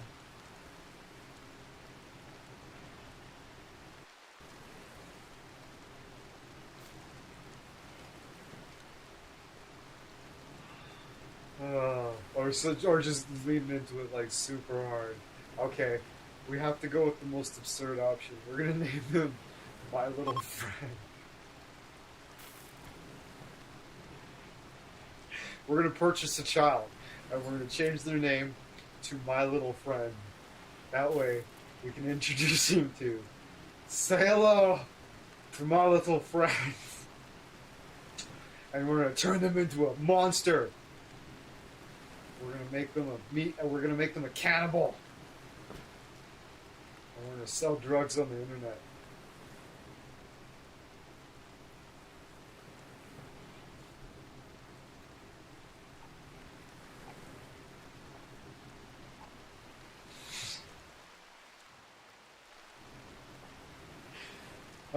We'll get a little child, and we'll name her Chase Masterson.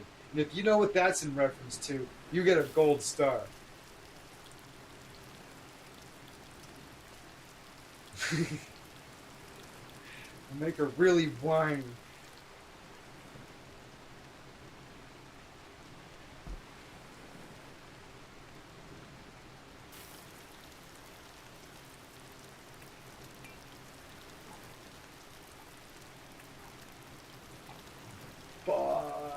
butthole. Look me go.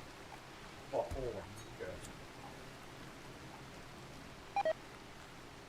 What's going on here? Need a research project. What's wrong with me? Drug. Oh, sterile. So we got sterile materials, xenogenetics, fertility procedures. Perform the Oh. We're gonna grow a baby in a vat.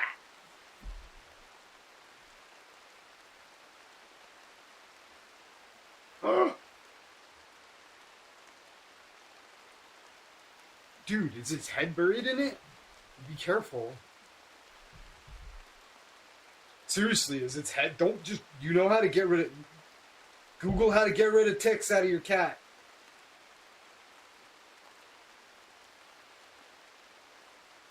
Unless you're fucking just...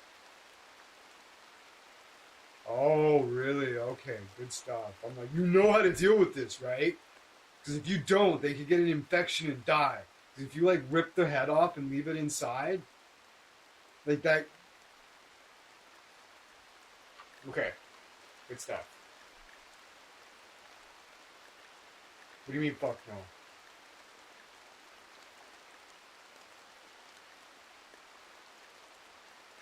Yeah. You gotta be careful with ticks. If you just pull them off, you'll rip their head off and it stays inside the skin and they can get an infection and they can die. So, just making sure that's clear. Google it so you know in case you have to deal with it. You know what I mean? Like, you're like, oh fuck, I need to deal with this and I need to do it right. And you can't be like, oh fuck, I need to look this up. No, look it up and learn everything you can about that. If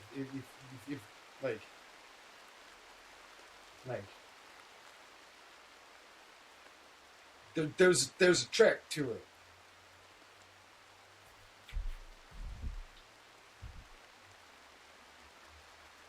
Like, if it's an actual, like,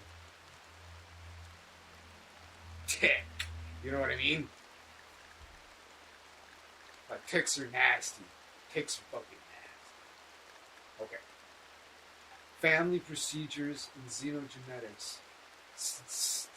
You're gonna hate me for this, but I've been using my fingers. I've been lucky for the most part, but probably should find a better method. Like, attached? Like you gotta be, like, really careful. Like, you gotta get, like, right in there and, like, make sure you're not, like, because, like, I don't know, like, maybe it's not the breed that we have here in Alberta, but, like, they'll... Okay, yeah. It might be a different species than we have. But, like, the ones in Alberta, like, they bury their head under the skin. And if you just pull them off, their head breaks off and it stays under the skin. Like, I'd look into it, man. But yeah. I'm upset, I think. Okay, we'll start with this one, then we'll get xenogenetics. Yeah, look into it, dude. Just thought I should mention it. It might be a different species, maybe a different thing.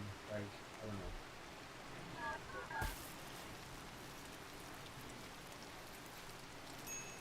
I'll be back. Look at us. It's Jeremy. Cheers. Cheers, mate. I'll be streaming for hours.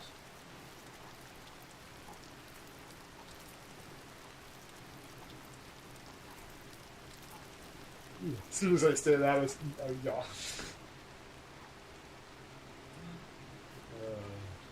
Simon says, yeah, see you in a bit, Jeremy.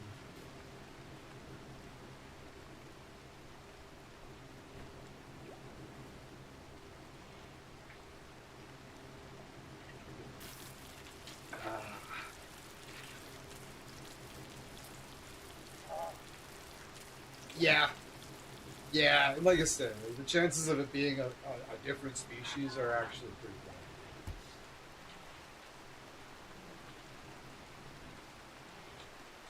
Tick is kind of a bit of a generic term.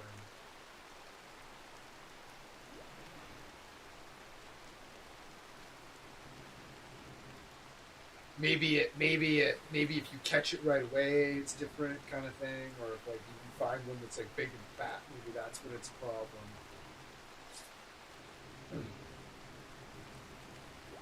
Because you catch them, you'll see them. Sometimes you'll see them and they'll be like really fat. You're like, oh, you fucking little greedy little fuck. And then you grab the big body and it tears their head off. It's like disgusting.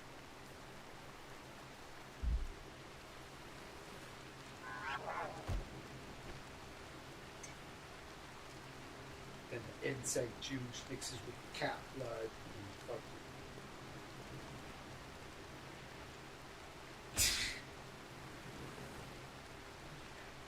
blah.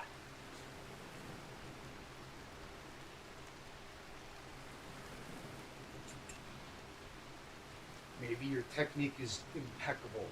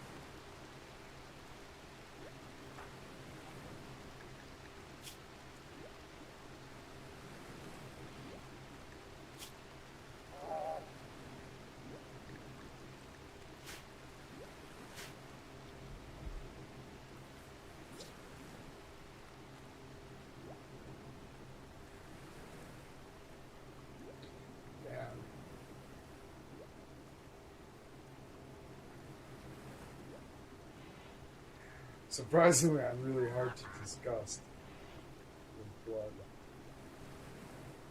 Yeah, blood doesn't bother me. I'm a killer. Taking thousands of lives. Not thousands, hundreds. Ever killed an animal?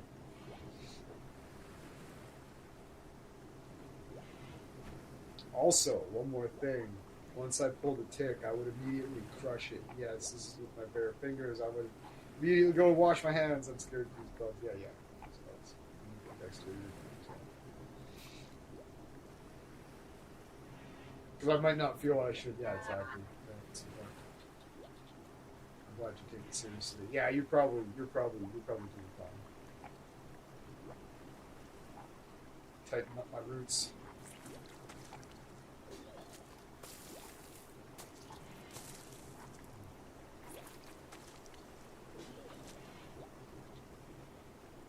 Keep going.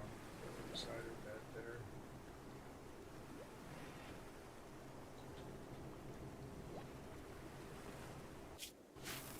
Okay. Oh shit. That's funny. That's smart bench. This is smart bench.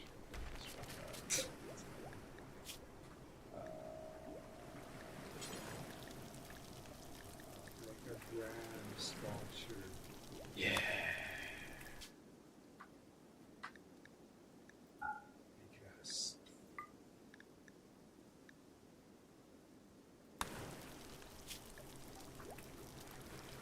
What's that?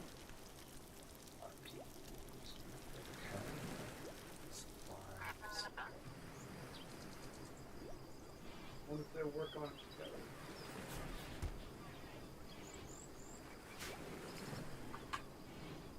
Actually, you know what?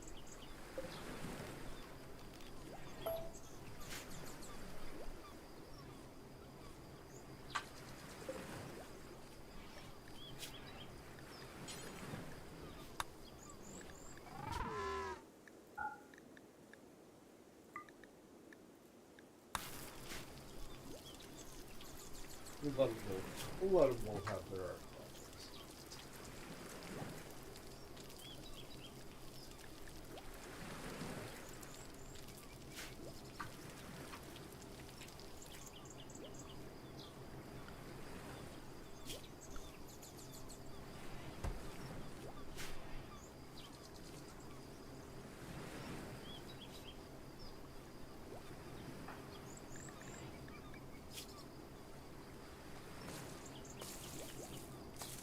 Whoa. Holy fuck. You'd think that was on triple time. Look at it. Look at it go. Oh, she's gonna eclipse Whitney. Oh, maybe not. Whitney's gonna get a fucking planet-known mass. Wow.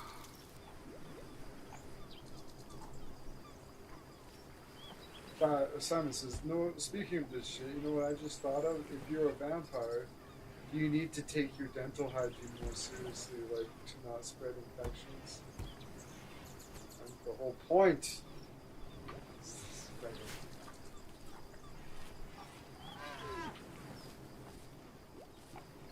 I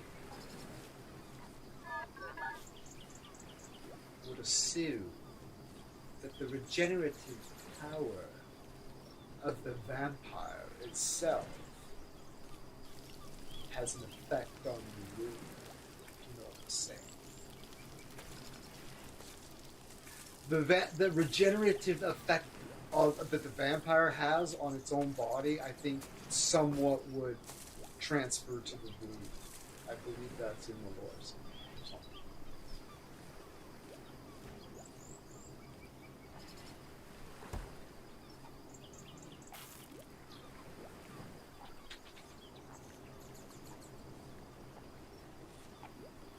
Probably.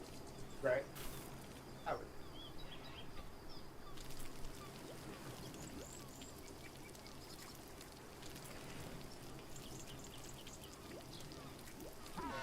would. Their immortality is a natural disinfectant.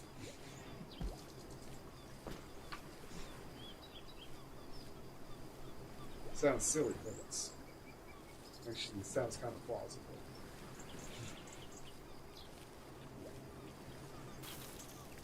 Right? Keeps all that stuff in check, you know? Nothing's gonna rot and decay. Why? Because they've got immortality. What does that mean exactly? It means they're really, really clean.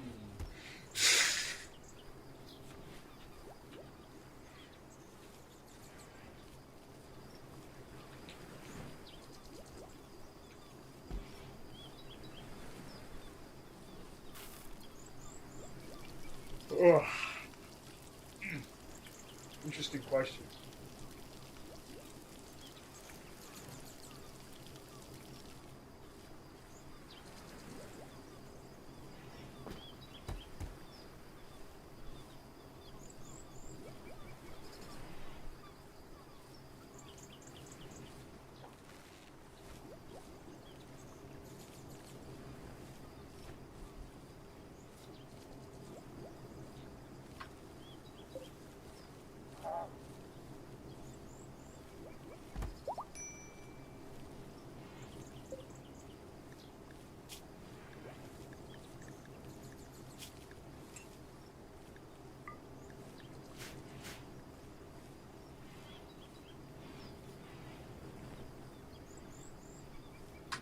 This girl doesn't like fire, I bet. Why?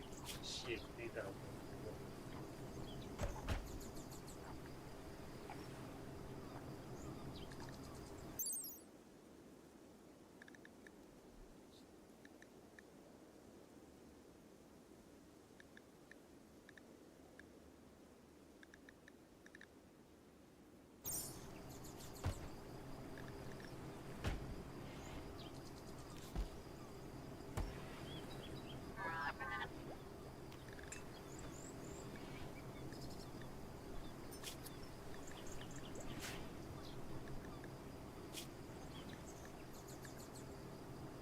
Powerful advisors to rulers and despots. Pollockskins are beautiful and cunning and possess an ability to connect with the Pollux tree.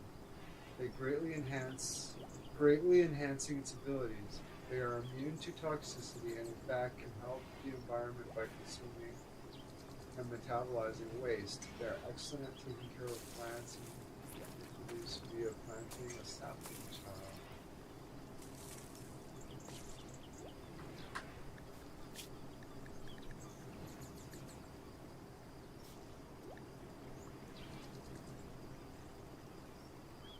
Special connection to the Pollux tree, allowing them to act as an amplifier to the special properties of the tree. Once a year, they can plant a Pollux bush that will progressively grow, and their very presence will strengthen the effect of the bush's pollution pumping effects. They can also consume waste pack and will become unhappy if there is no waste to be consumed. Consuming waste pack does not satisfy them.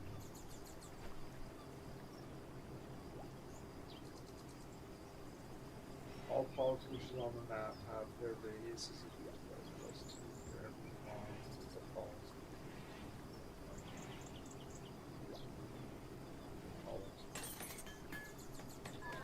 So,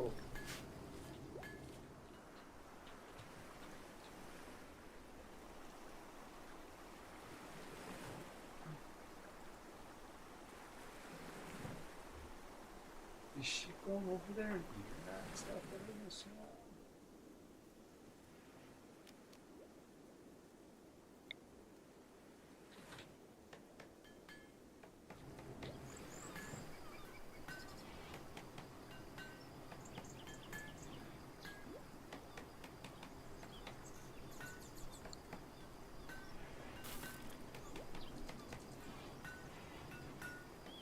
We need more information.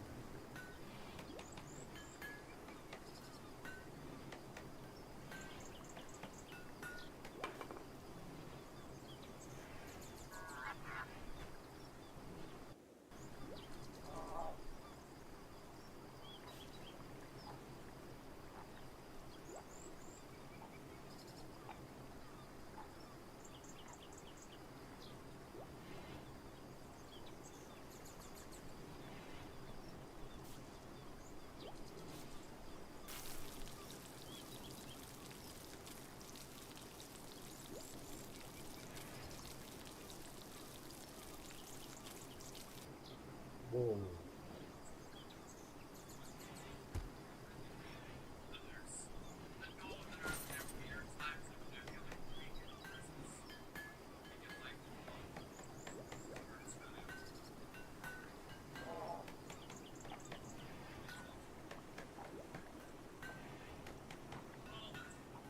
Yeah, yeah.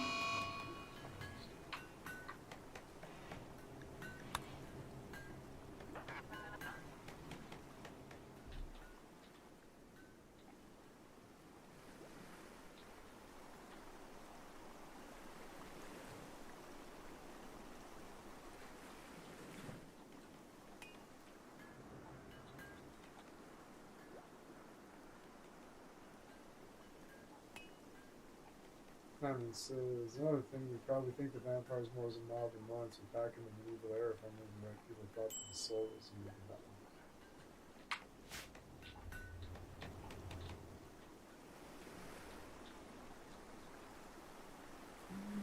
The vamps were fucking terrifying.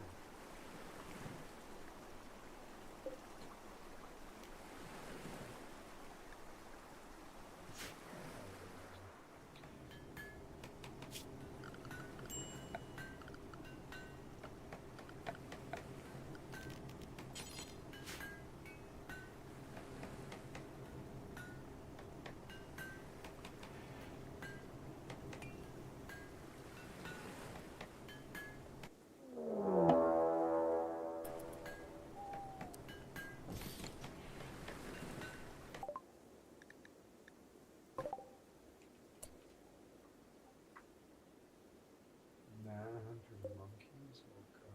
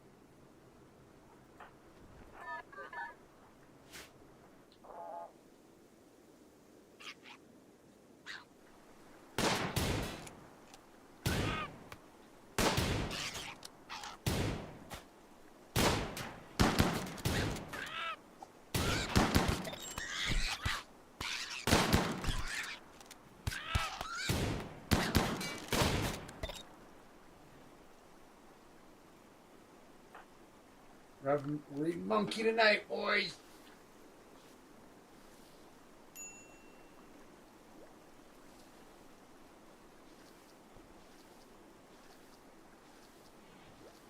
Stupid monkeys.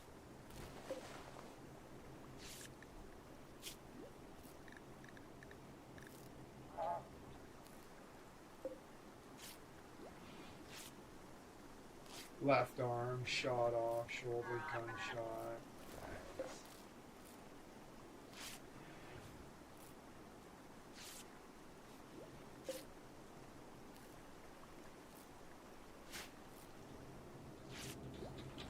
Just let him bleed out. Fuck him.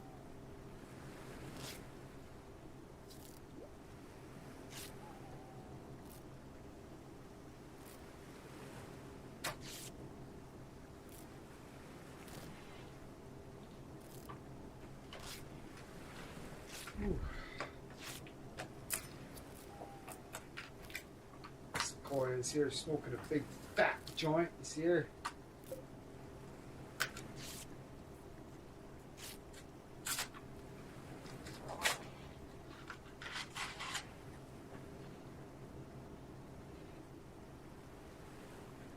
Wah, wah.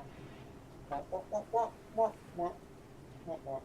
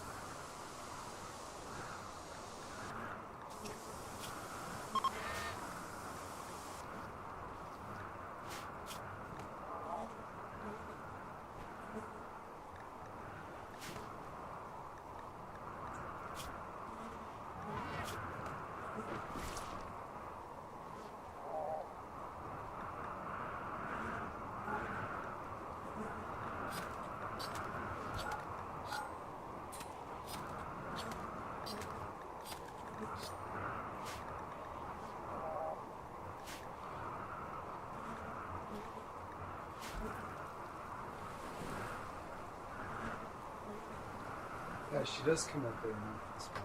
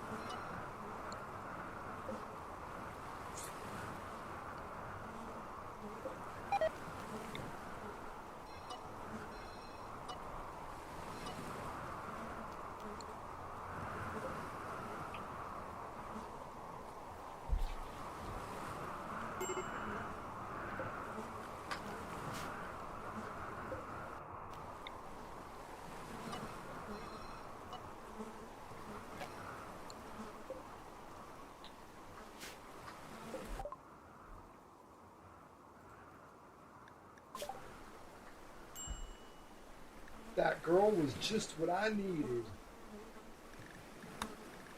We need some components to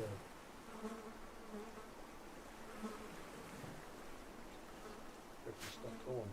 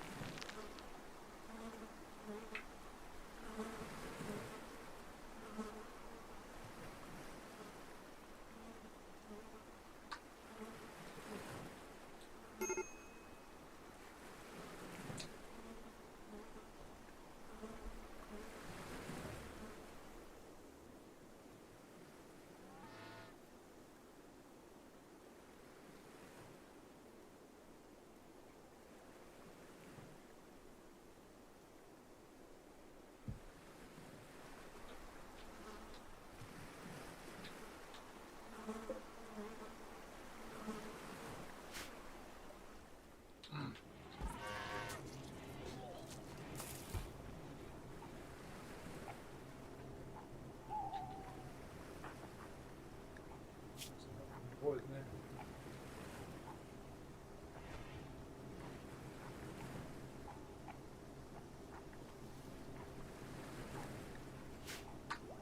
Everybody fucking wrecked on smoke weed. Alright, so. Alright, nice. Nobody's tipping into the yayo as of yet. It's probably for best. Guy.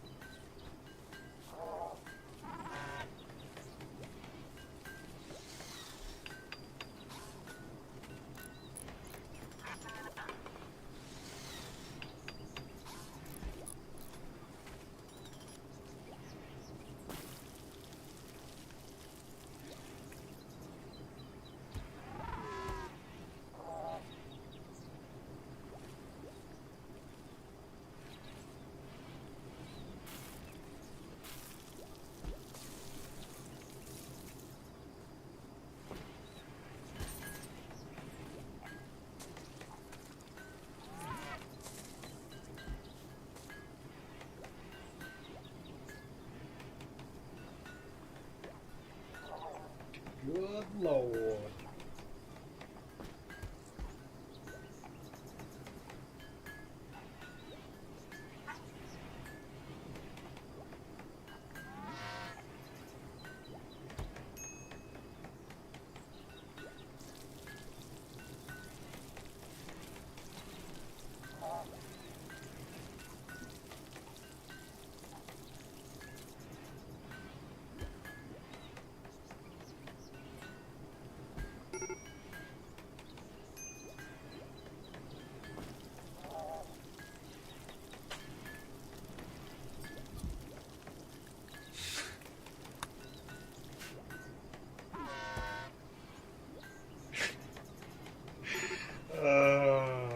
Something I posted on Facebook last year on today last year.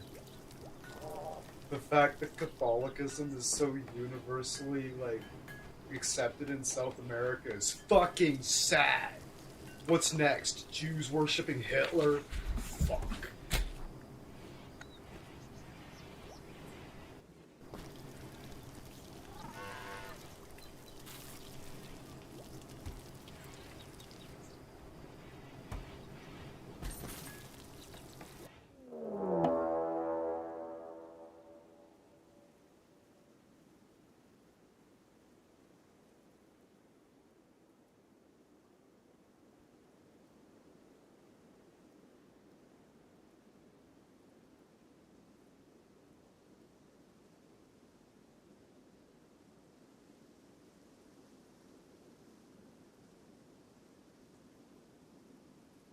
They only came in and exterminated your culture.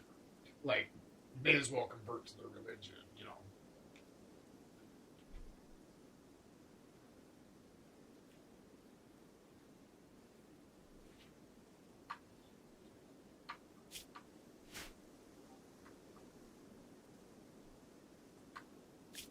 I'm not a big fan of Christianity in fucking general.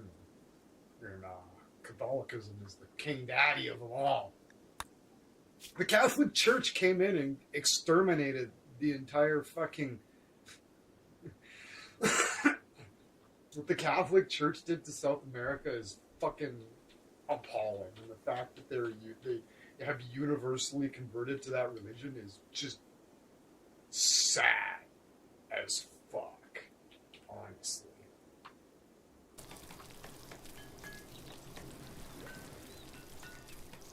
Like, seriously, seriously, what's next? Jews worshipping Hitler? Like, Jesus. Like, it's comparable.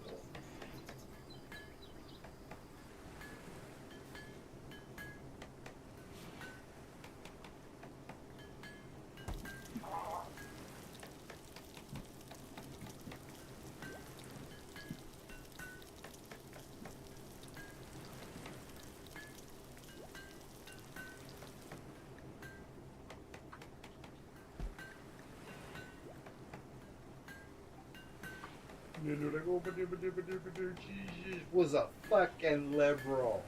He was executed for dissension, for sedition.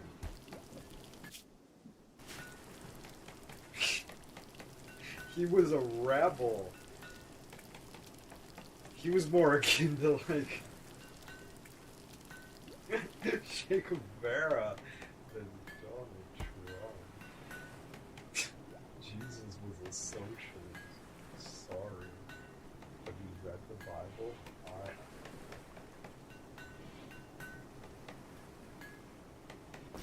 Most Christians can't even tell you why Jesus was fucking executed. What the charge? Ask Christians what the charge was. They won't be able to tell you. Ask any Christian you know what the charge was. They'll be like, like, come on, like, you've read the fucking Gospels at the very least, right? Right? Like, you've read the book of John. Like, come on. I know there's like 60 books in the Bible, like, but you've read John, right? You know what the charge was, right? They don't. It was sedition. What does that even mean? They don't even know what that means. That's how fucking ignorant they are of the story.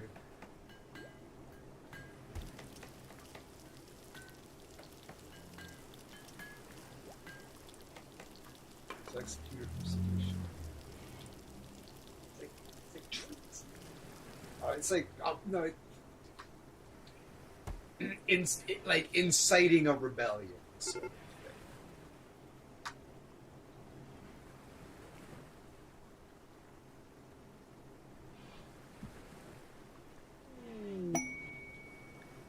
They're experts on it, but they don't even know the basics. Like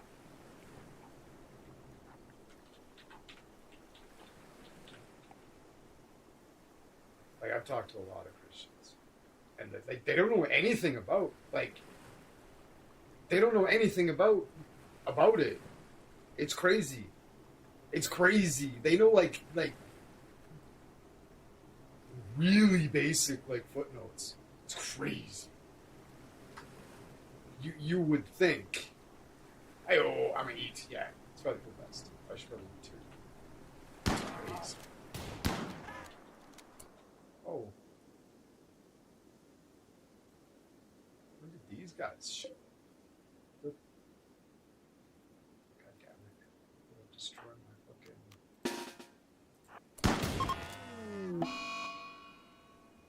No, they destroyed my robot. I fucked up. Kill him, Chili.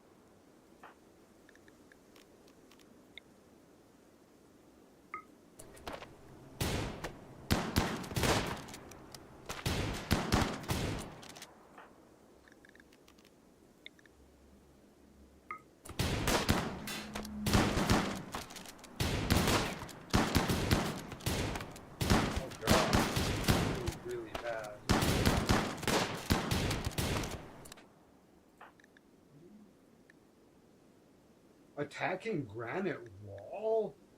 What?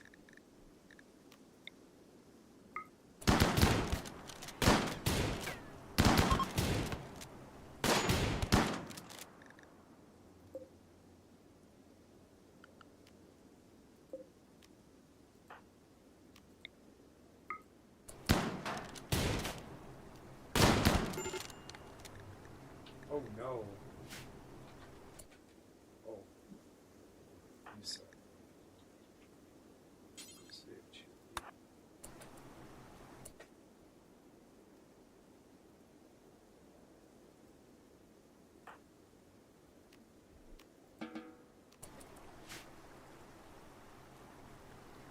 Wait, are you fucking dying? No immediate income shot in the shoulder.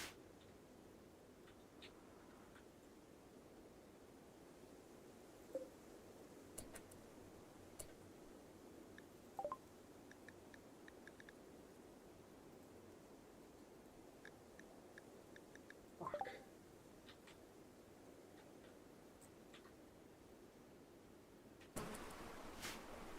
I just got in there.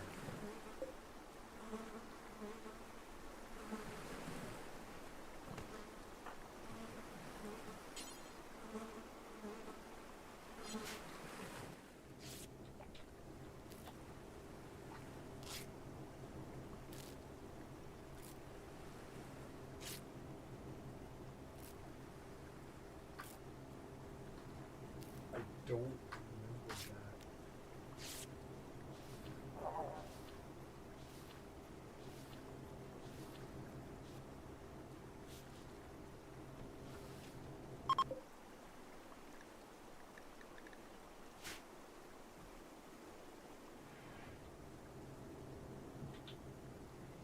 the constructor.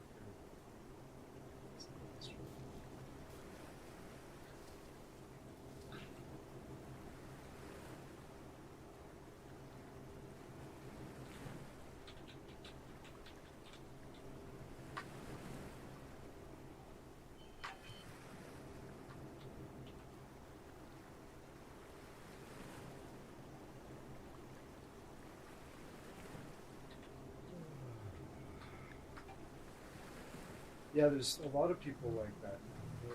They're like obsessed with something, and then but they don't know like even like the first thing about it though. It's really weird. It's a fairly new phenomenon. It's that sounds ridiculous, but it's true. There's a guy there's a guy I follow. His name's Jason Carter. He's an author. And I should start his book series because it sounds really interesting. Kind of madcap, not something I would normally read, but just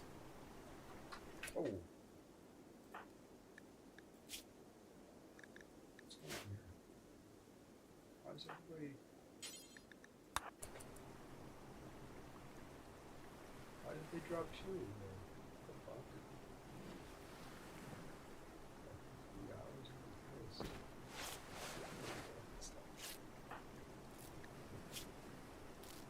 It's like, yeah, there's this the anti-intellectual nerd like who's on about it. It's like they don't like. It's like their life revolves around this thing. They don't know much about it at all, right? I mean, that's what like Christianity is with a lot, like 70, 80% of them, they don't know much about it at all.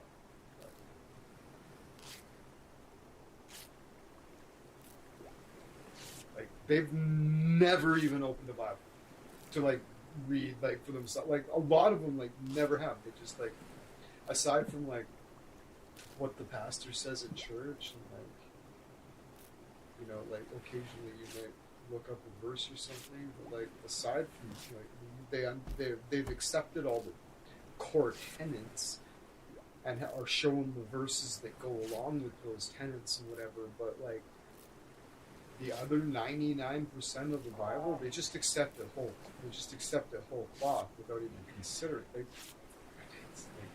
That sounds ridiculous, but it's true,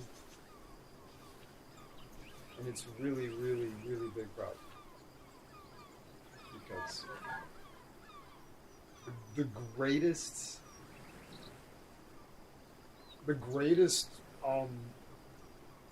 thing that actually turns people away from Christianity is actually reading the Bible from cover to cover.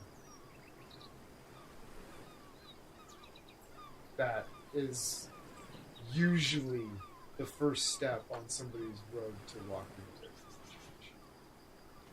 Is to actually read it and be like, wow, this is a disgusting document. I'm appalled. Is actually a pretty common reaction.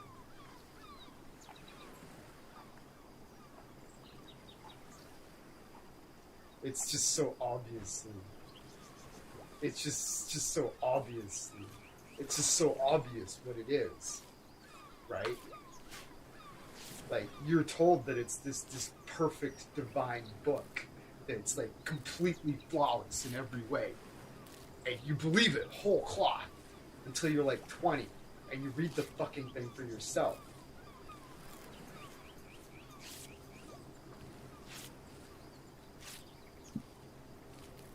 It's so obviously like a product of its time, and the nature of it is obvious. Like it's cobbled together, like it's ridiculous. It's just so deeply flawed in like many ways, right? And and it's just so clearly obvious to anybody who like I get it, like I totally get it. Like it's fucking, like, if that stuff's been ingrained, if that stuff's been ingrained in your fucking, in your head since before you can even write your own name, like, yeah, it's scary. It's scary. Deep. It's in your deep. They get you before you can even write your own name.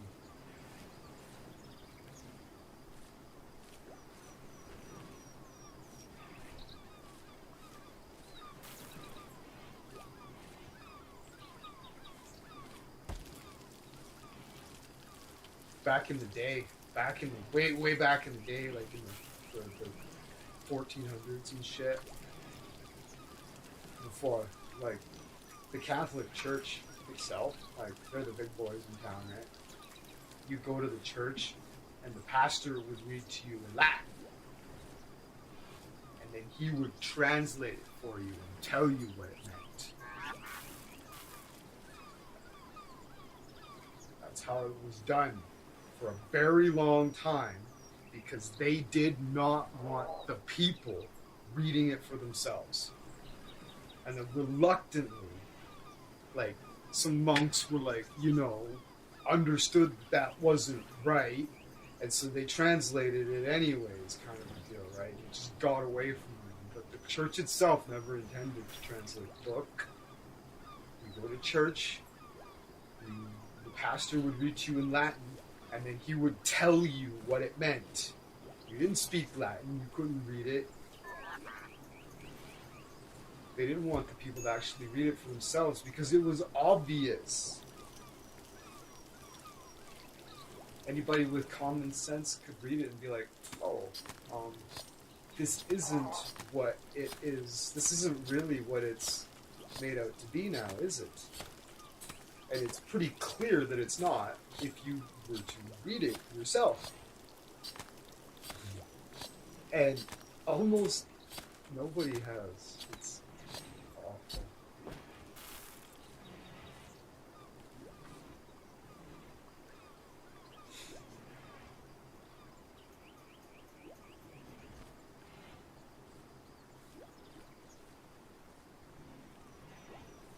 Got a lick of common sense, and you're not reading it with rose-colored glasses, right? It's pretty obvious as to, like, what it is, how it was made, like, and you hear all this, then you start, like, listening to, like, religious scholars and, like, people who speak in Hindu, and, like, even the Christian religious scholars are forced to admit what it is. Like, they're like, oh, we're still Christians or whatever, because the brainwashing is literally that deep. But they're forced to admit, or else they'll, because, like, their entire career becomes intellectually bankrupt, and, like, what the fuck are they even doing, right? They're forced to admit what it obviously fucking is, right? And they're still Christians or whatever, but they have to admit that, like, yeah, the Bible's not what we thought it was.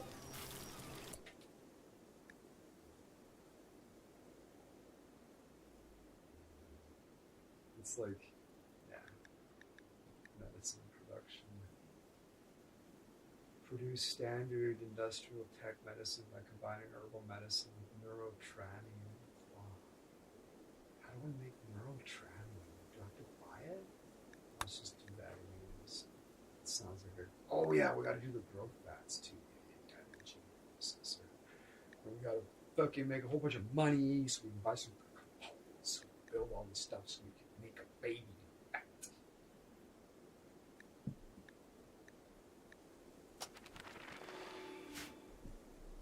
Make a baby.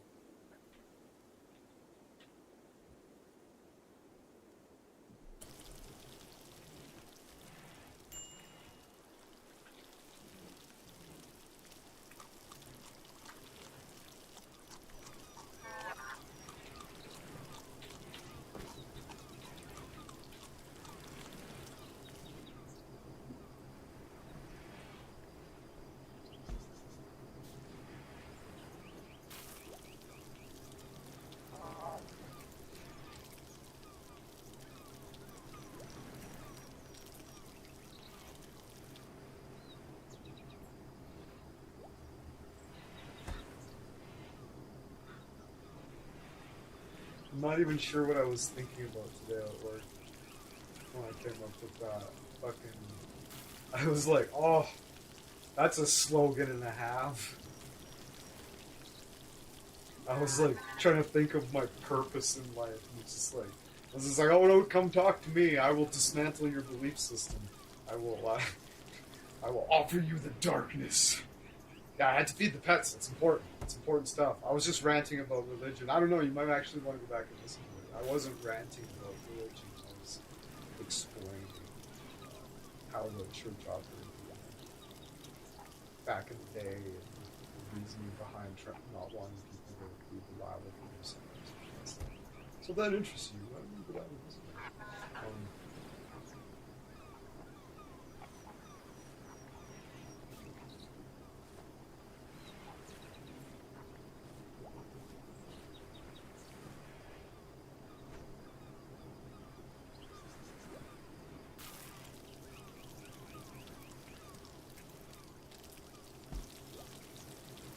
And then you find out that you're listening to some shit about the KKK, and then you're all of a sudden like, Bob Jones from Bob Jones University spoke at KKK conventions and openly accepted donations from them and supported them openly.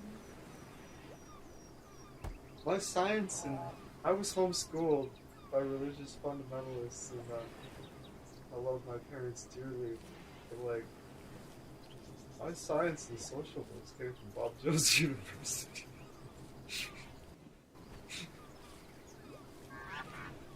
I was like, what? This can't be the same It is. It's the same person. Like, oh my god. My science books taught fucking creationism. They taught that evolution was nonsense. My science books.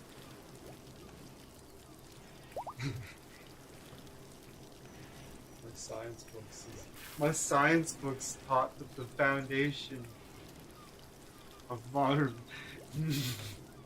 My science books in grade 7 to 12 taught that the very foundation of modern biology wasn't true.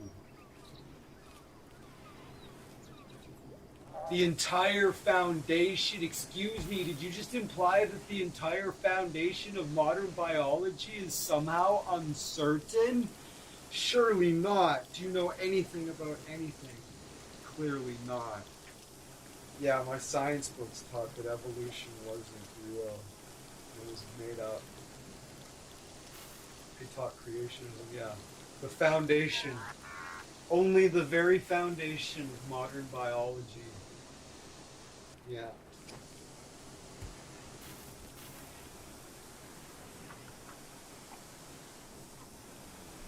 Yes, evolution is the foundation that modern biology is built upon.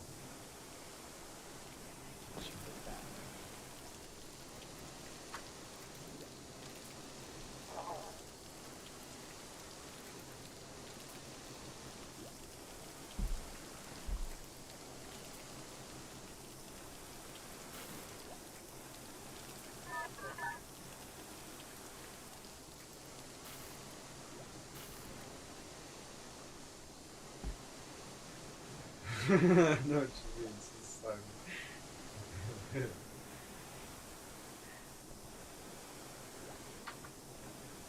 just in case y'all haven't seen my background picture.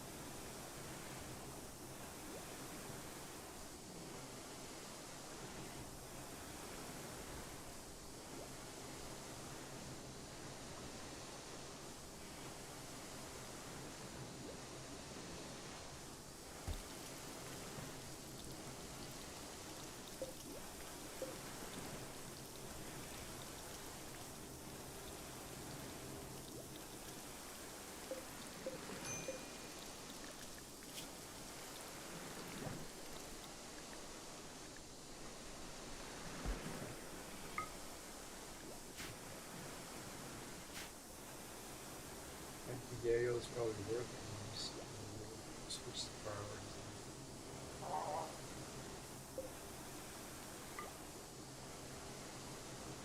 Just a new shot.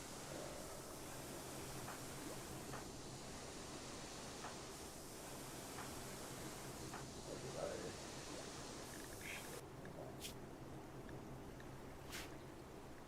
Chill. Oh, hold on.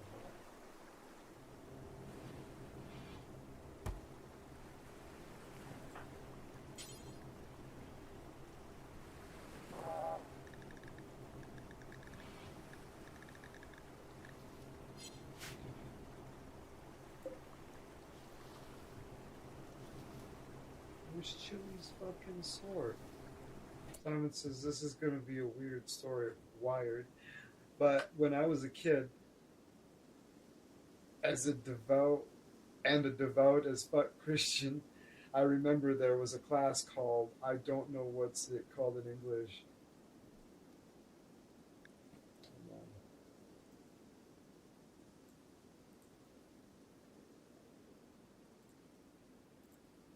One sec. Calculating.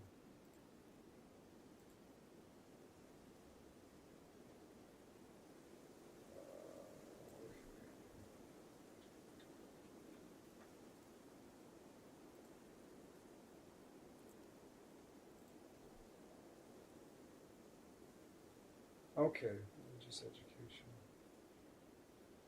Catechism, probably. Were you like Catholic or were you more of a Protestant division?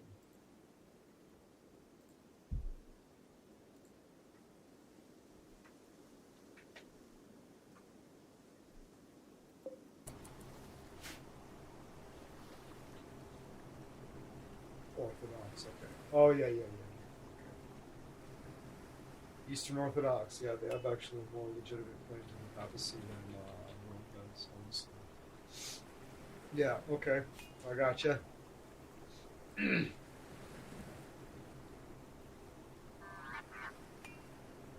I just, I died as a Christian. Is that I just dead as a Christian? Is that what you mean?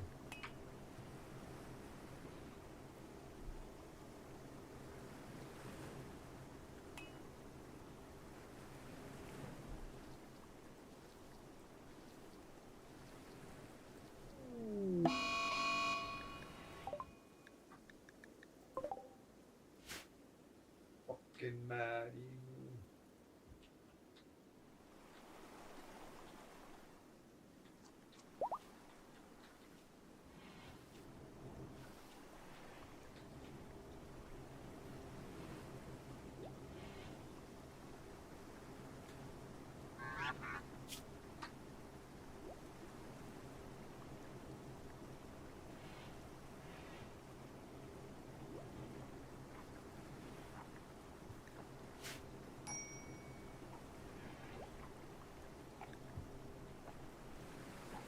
Diamond Dust is like there was a guy in a priest robe. I think he was trying to tell us that evolution wasn't real, but I was a child and I thought he was trying to add a different idea of evolution. It's like trying to tell us that evolution isn't real. It's like yeah, it's quite literally the entire foundation of modern biology is built upon this. It's like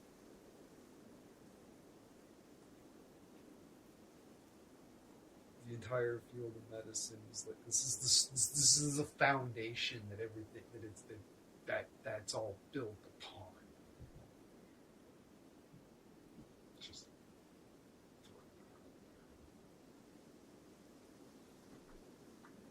so that's a great thing to say when somebody's like, "Oh, evolution is just a theory." That means they don't know what a theory even is. A theory is not like a guess or whatever. It's like a like. That's called like you're thinking a hypothesis. Like a theory is like as strong as it just nothing can be labeled as like 100% certain But like when you graduated to the level of a theory, like it's like a, essentially a fact at this point, right? It's like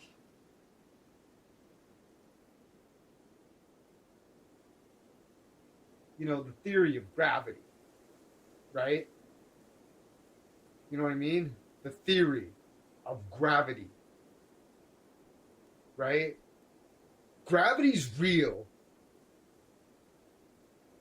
And the theory of gravity is what explains it.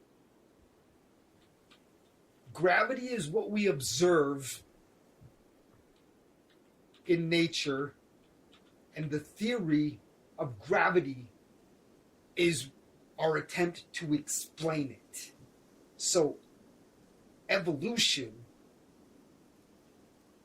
is what we observe in nature.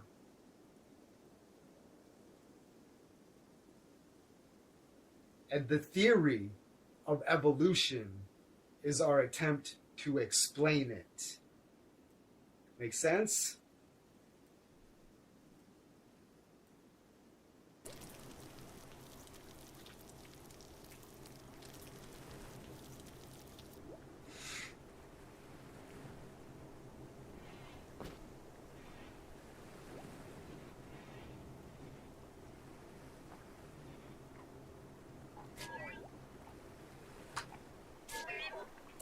Oh, the emu is attacking my fucking droid?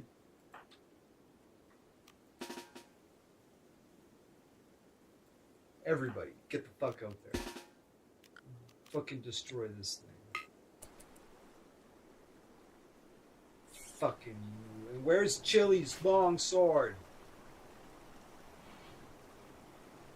And we got to put the run on it. Oh, he's coming back. Fuck you, you piece of shit. Chili's gonna come out here and beat you with her fucking... Hold on, what's this? Oh, everybody's missing their shit? What's this? What is this? A repeating shotgun. A plasteel knife. Oh, that's Chili's plasteel knife. Okay, hold on. Okay, Chili, go get your plasteel knife. Gwen, go get the repeating shotgun. And Lisa, grab this fucking revolver.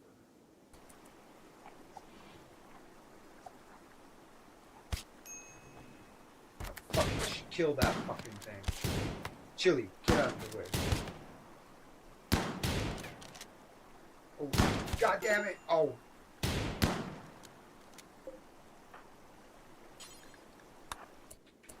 Did anybody shoot Chili? They shot her in the neck with a dare, dude. Fuck. Jesus Christ. Friendly fire is a thing.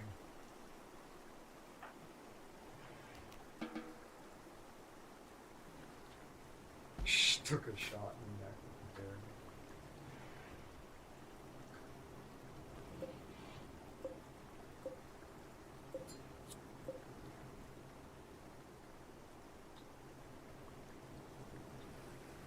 Shouldn't have long sword. Plastic knife.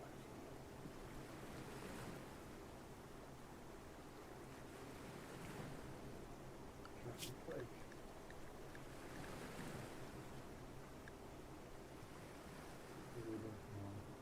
medicine production. Okay, let's make D2 here. We're gonna make a long sword out of fucking. Make her like a silver long sword, so just be a fucking. Okay, yeah. That. Do we have plastic?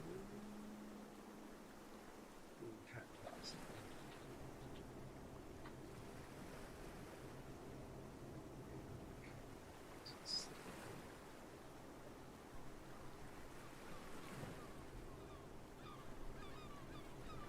I should make a steel longsword first to make sure I can build one of appropriate quality before I make the silver. It'd be cool if I made a silver master longsword. Yeah. I wish I knew that the word theory didn't mean guess when I was 5 years old. I think I learned that when I was 15. I feel fucked over. Yeah, totally. Yeah. Yeah, that's the best way to explain it that I've found personally. Is that gravity is what we observe in nature, and the theory of gravity is our attempt to explain it. Evolution is what we observe in nature.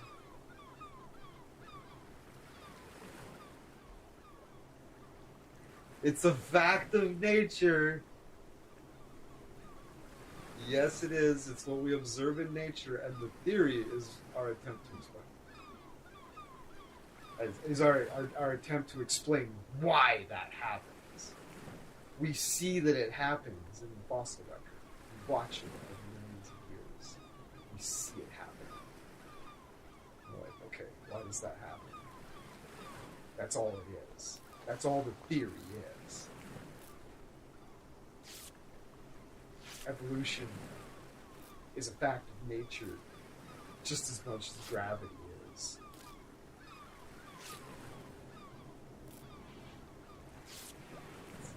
We find all this data, we get all this information, we look at all this stuff, and we're like, why is it like this?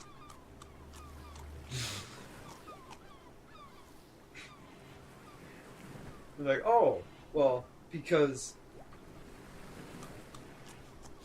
some animals that just happen to have this gene all survived. And the ones that didn't died out. Now all of them have this gene. You should read The Blind Watchmaker by Richard Dawkins. He's a douchebag, but it's a really good book. It explains it really well. He's an evolutionary biologist. He's a PhD.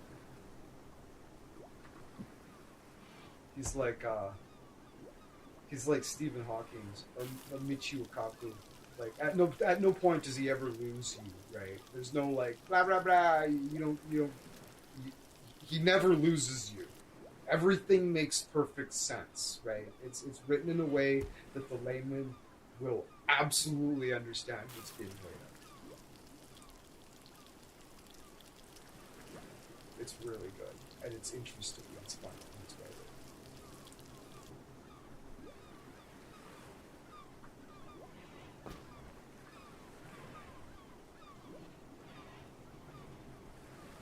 Evolutionary biologist.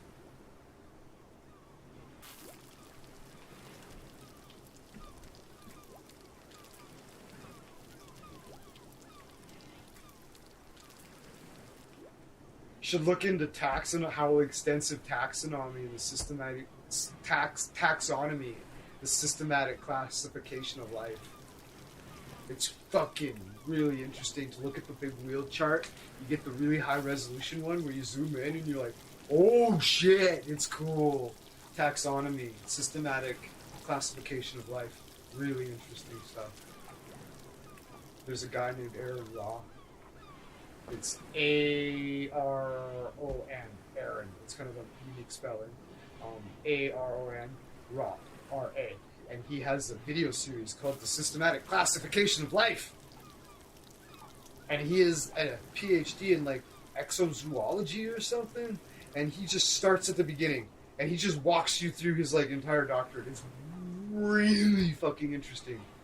Highly recommend it. It's crazy. It's like 20 videos long or something. It's really good. Really fucking good. He basically just walks you through his entire doctorate almost. It's fucking wild. Like, does this sound... Yeah, no, fuck. It's so good.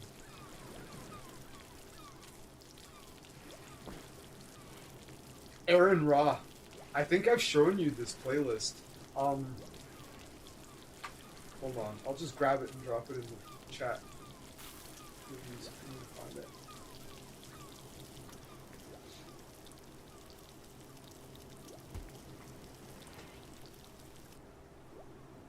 Oh, fuck off. Oh. You'll be like, oh, that guy. Yeah, this guy. Playlists. Systematic classification of life. philology series, blasphemers and the blasphemers Bible. Oh yeah, that's nice. The Pratt list, points repeated. I forgot.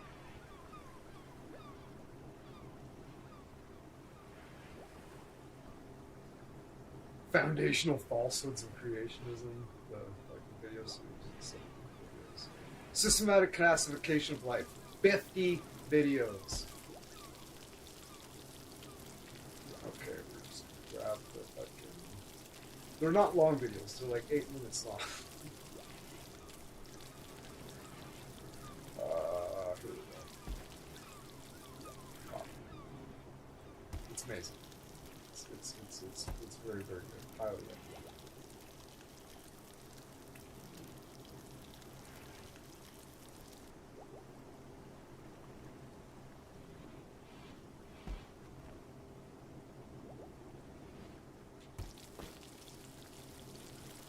You'll recognize that guy.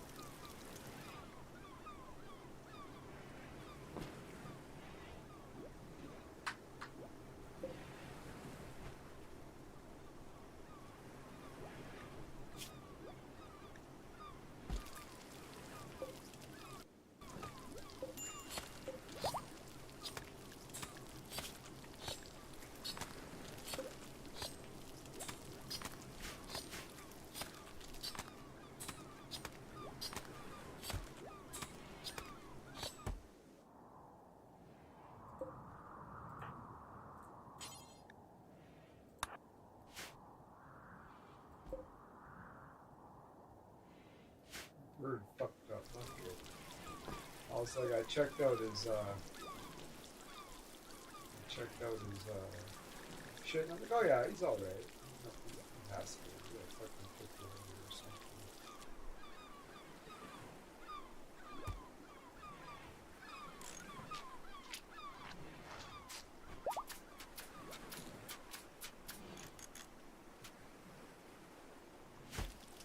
Stop.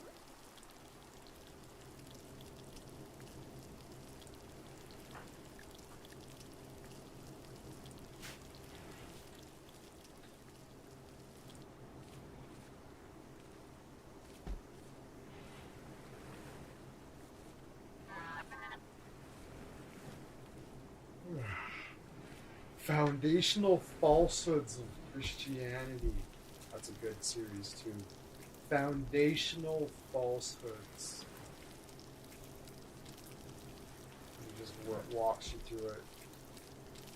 It's like,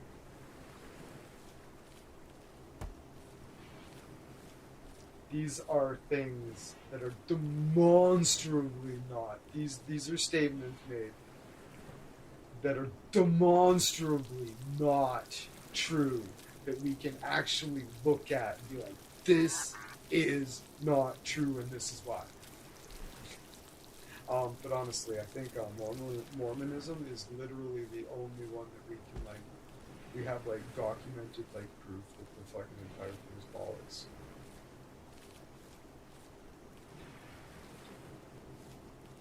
Because fucking Joseph Smith back in the day, back when Joseph Smith was starting his religion called Mormonism, he went to the flea market one day, and there was this guy selling fucking Egyptian artifacts, and they were legitimate Egyptian artifacts. And he bought these fucking sections of scrolls from the dealer, and he paid a lot of money for them too. Paid like $2,000 for them or something in like the early 1800s. It was crazy. And like he had already had his church going at this point, but he bought these and he took them back to his place and he translated them, right? Because back then we had not uncovered the Rosetta Stone. Yeah, we hadn't uncovered the Rosetta Stone at that point, right? So we had no way of translating the hieroglyphs and no foreseeable way to ever translate the Egyptian hieroglyphs, right? So Joseph Smith knew this, so he took these documents and he had like visions from God and shit, and translated these documents and like said what they meant and all this stuff, and he put it in his Bible, right? And then I'm not sure exactly when it happened, but like 50 or 60 years later, we found the Rosetta Stone and looked on that one, and then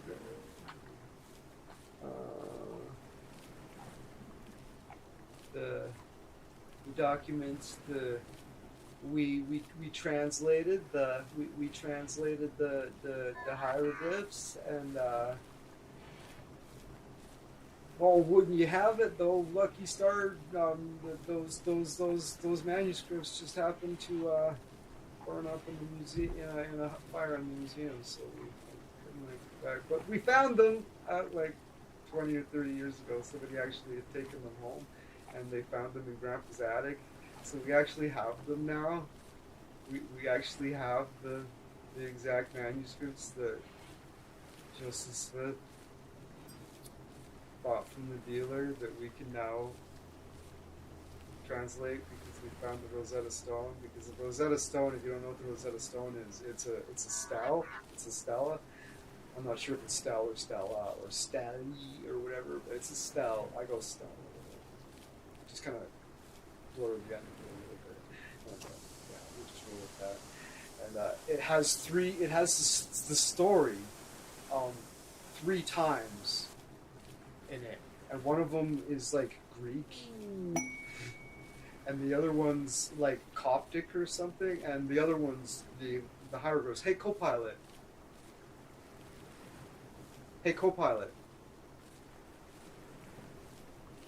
What are the 3 languages on the Rosetta Stone?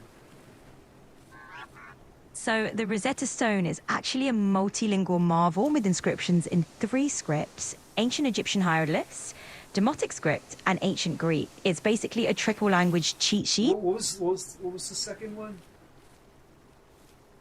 That would be the Demotic script. It was kind of like the everyday shorthand used in ancient Egypt, a bit less formal than hieroglyphs. So basically it's like the difference between fancy calligraphy and a quick handwritten note. Speaking of which, is there some ancient script you'd want to try your hand? Yeah. The story was written in 3 languages, 2 of which they knew, and the third one was hieroglyphs. Yeah. And yeah, so the manuscripts didn't actually burn up in the museum like we thought they did for like almost 100 years, and we found them, we have them, and they don't say what he said God told him that they say. So suck on that.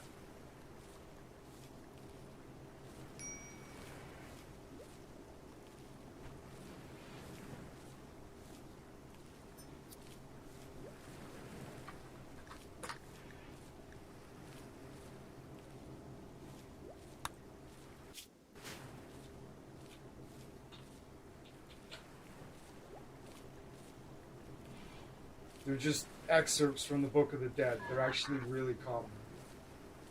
The guys, the Egyptologists were like, oh, these? Yeah, these are from the Book of the Dead.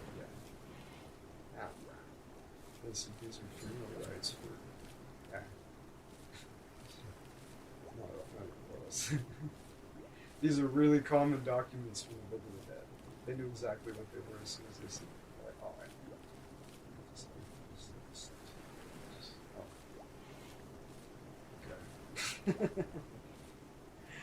Okay. Oh yeah. Two. Get this. There's segments of the document that are actually like he put like well there was certain pieces of the document that he put in the Book of Mormon so that you could see the picture on the page, and there's little sections missing because it's ancient papyrus, right? So he like with God's help and revelation, he like drew in the missing pieces in the background, and like I said, they're really common documents from a really, really common book that we have many copies of. So all the stuff we drew in the background is just straight bollocks.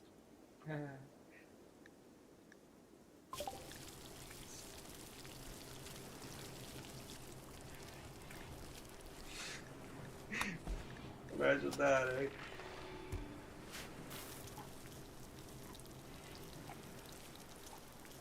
And honestly, the Christian Bible isn't much better.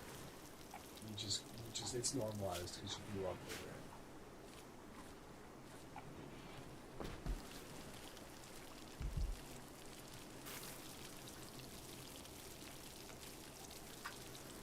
It's normalized because you grew up with it and you're ignorant of everything that matters in connection to proving it's straight bollocks.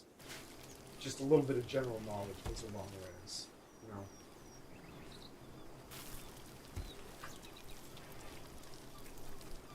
Helps to read it though too.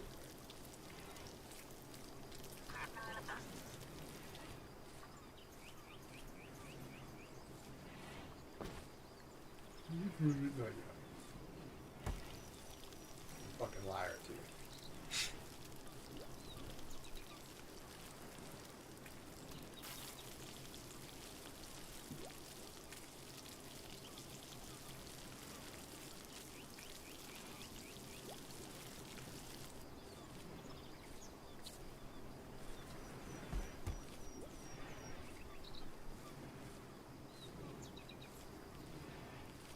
I like it when people go at least.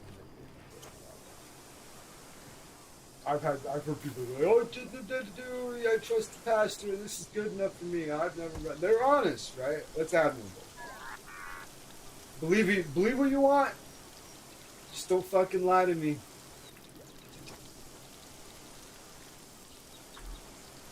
Live by example. Live by your fucking teachings. Then I'll expect you to live by those teachings. Then I don't judge people on my standards. I judge them on their own. I'm really flexible. I don't care what you believe. I really don't, but I do require you to be philosophically consistent.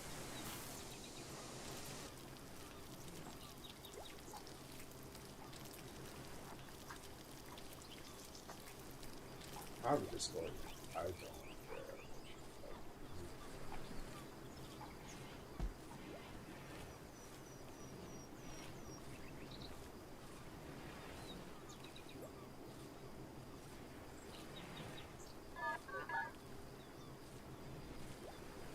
I'm one of those. Let's get this straight. I despise Jordan Peterson, but I am also one of these people that talks about the word truth in capital T and little t. I'm one of those people. But my take on that stems down from Discordianism. Look up the aneristic principle. The aristic principle and the aneristic principle. There's a write-up on it. I don't know what to think of Jordan. Jordan Peterson, he's a space cadet. He fucking OD, he got addicted to benzos and fucking lost his mind. I read his first book, it's brilliant. I was a big fan of Jordan Peterson, like 10 years ago. Lemon pie! Cheers, Rimworld. I was a big fan of Jordan Peterson like 10 years ago. I read his first book, it's awesome. Everybody should read it. It's really good. It's really good. The first book, 12 Rules for Life or something, is really, really good stuff. Anybody talks shit about it hasn't read it. It's good. It's really good. And then his second book was really interesting. I can't remember what it was called. Hey, co-pilot. What's Jordan Peterson's second book called? So his second book is called Beyond Order, 12 More. Beyond Order, 12 More Rules for Life. Yeah, that's right. It was different.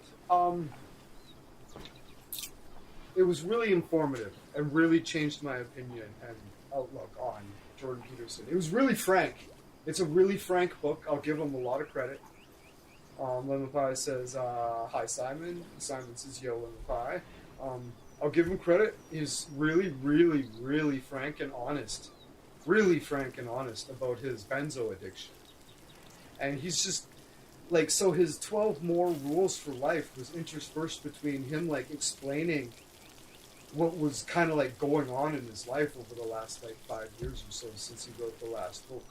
And, it was crazy. I was, like, couldn't believe that he was telling this story interspersed in the new book. It was nuts. It was symptomatic of what happened to him, and it was obvious when I read the book. I was like, oh, this is really interesting. So it goes over, like, you could see the effects of what had happened to him in the way the book was written and the stories that he chose to tell. You could see the shift in, like, not necessarily the way he thought about things. Like, yeah, like it was getting more abstract, and he was crazy. He was going crazy. Yeah, it was really intriguing, Simon. And he tells this story about his spiral into benzodiazepine addiction.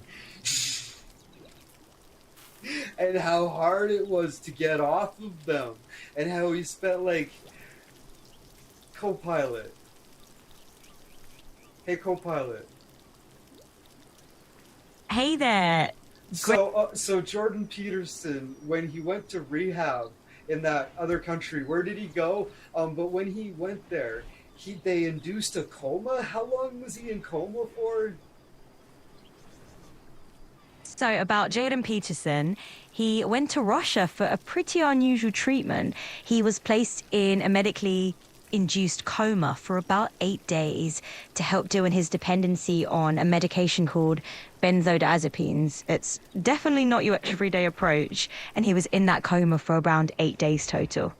So what else are you curious about? What else? You know, how many pills was he taking a day? How many milligrams were there? There were lots, and they were big. Because he was a doctor, and he was abusing the fact that he could get them.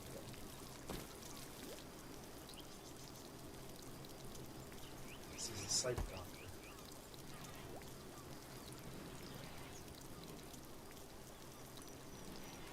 But yeah, he fucked up his brain chemistry with benzodiazepines. Those are crazy. Those are crazy. Those are crazy drugs. You don't just come back from that. That's like abusing antidepressants. It fucks you up.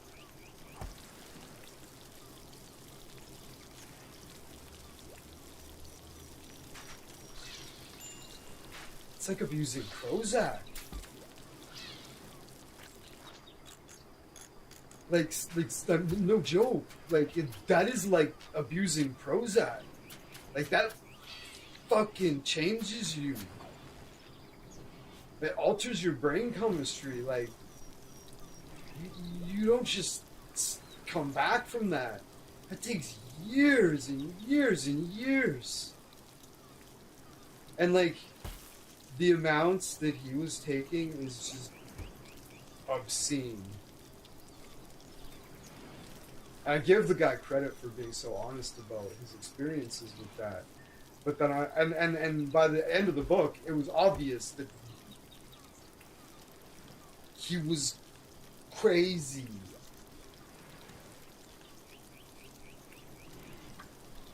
I could really see. I was like, this was before he went fucking crazy publicly. I read the book and I was just like, oh dear. I was just like, oh dear. Like I didn't like. I was still a really big fan of him at this point, and I was just like, oh my god. I knew that this experience had deeply changed him, and then.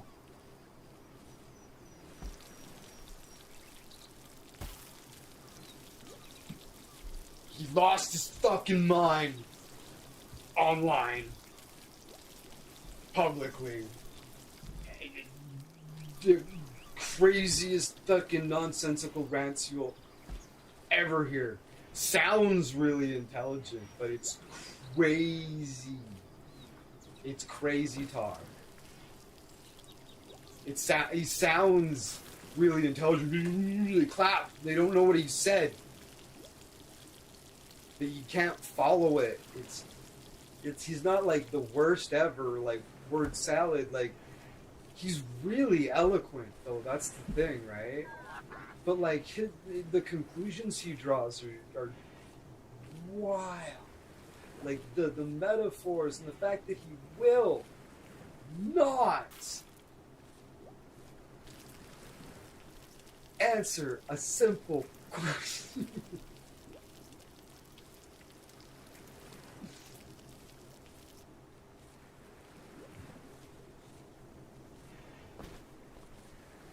You're a Christian. Yes. Okay. So, that means that you believe that the spiritual and metaphysical claims made about Jesus in the New Testament are capital letter T true. And he will not answer that question.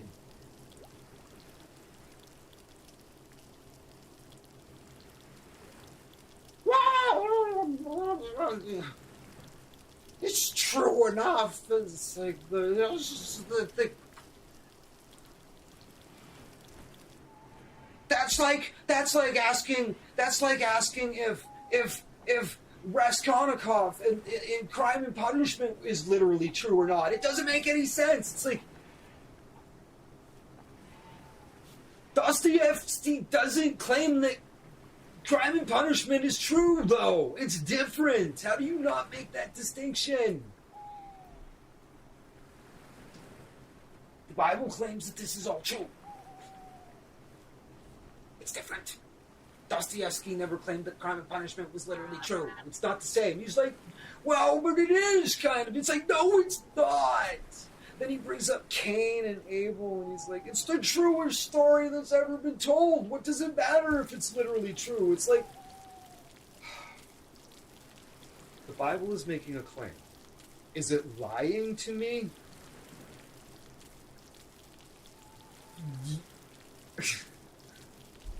He's had a serious mental break.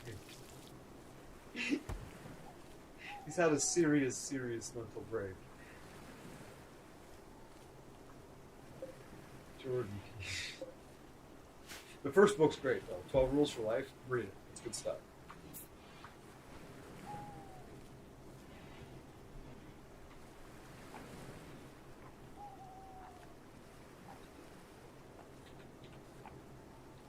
Yeah, benzos are crazy.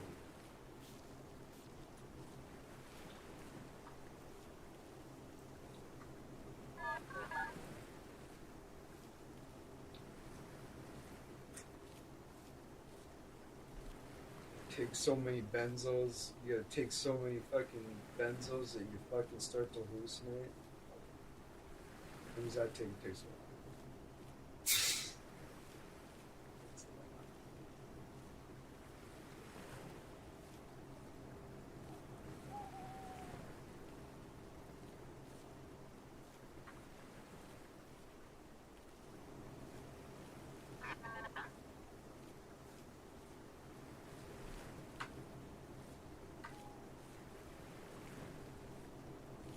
Ativan is a benzodiazepine. Any of the PAMs, I'm lorazepam. not quite sure Shut how up! happy with that.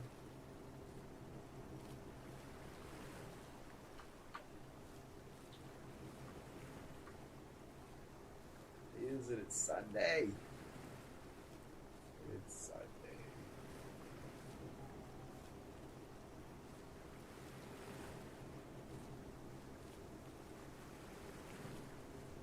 $11.53. 3:51.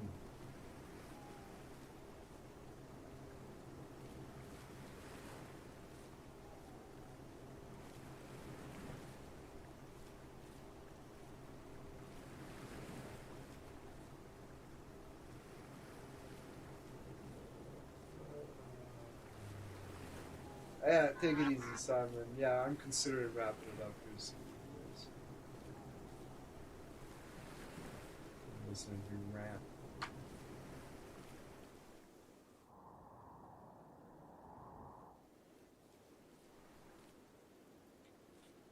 Ugh.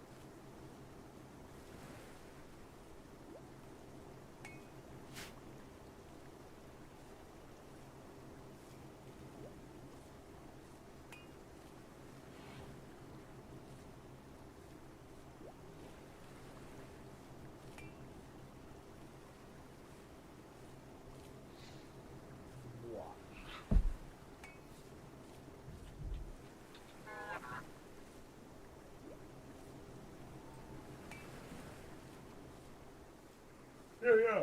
Everybody always watch that video there. There's about 50 videos there. They're between 8 and 10 minutes long each. They walk you through like all the basics of taxonomy and the classification of life. It's really, really, really interesting stuff. But it's quite academic. Just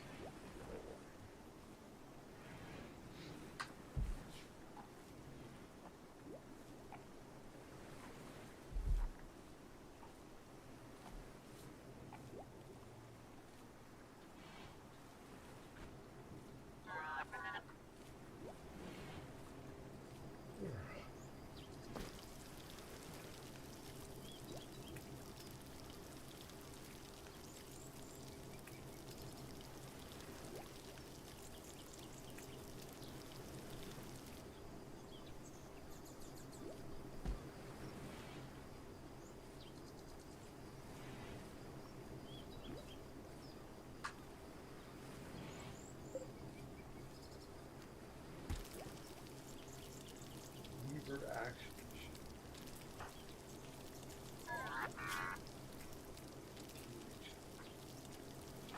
So that's the default version.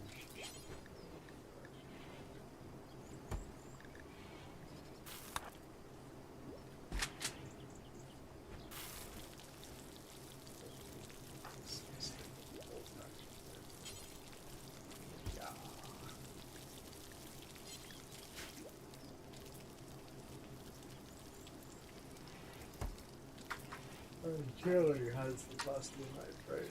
Got it. She does.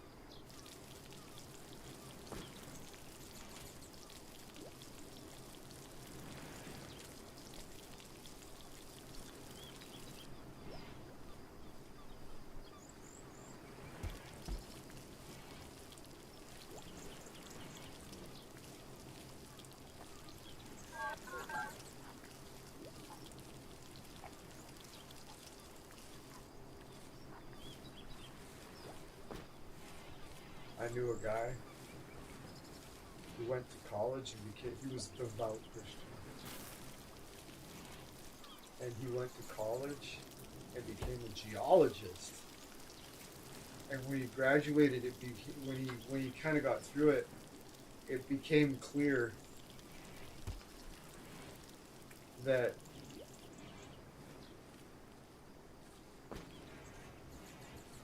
the biblical flood couldn't have happened based on geology. So he had a choice to make. So he walked away from geology and just went cutting wood.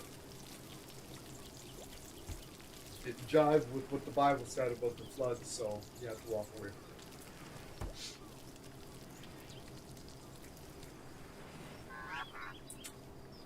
He went to college and became a geologist, and it proved the biblical flood wrong, so he walked away from it. He just became a lumberjack.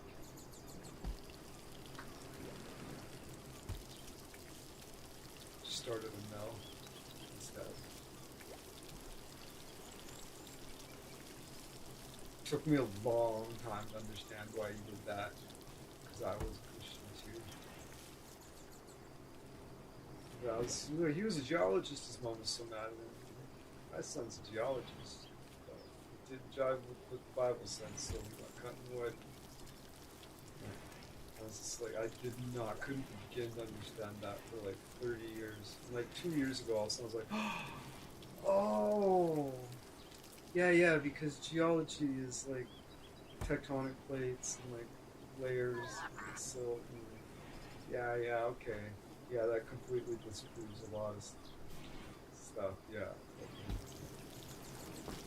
Cognitive dissonance was too great. He had to walk away from it.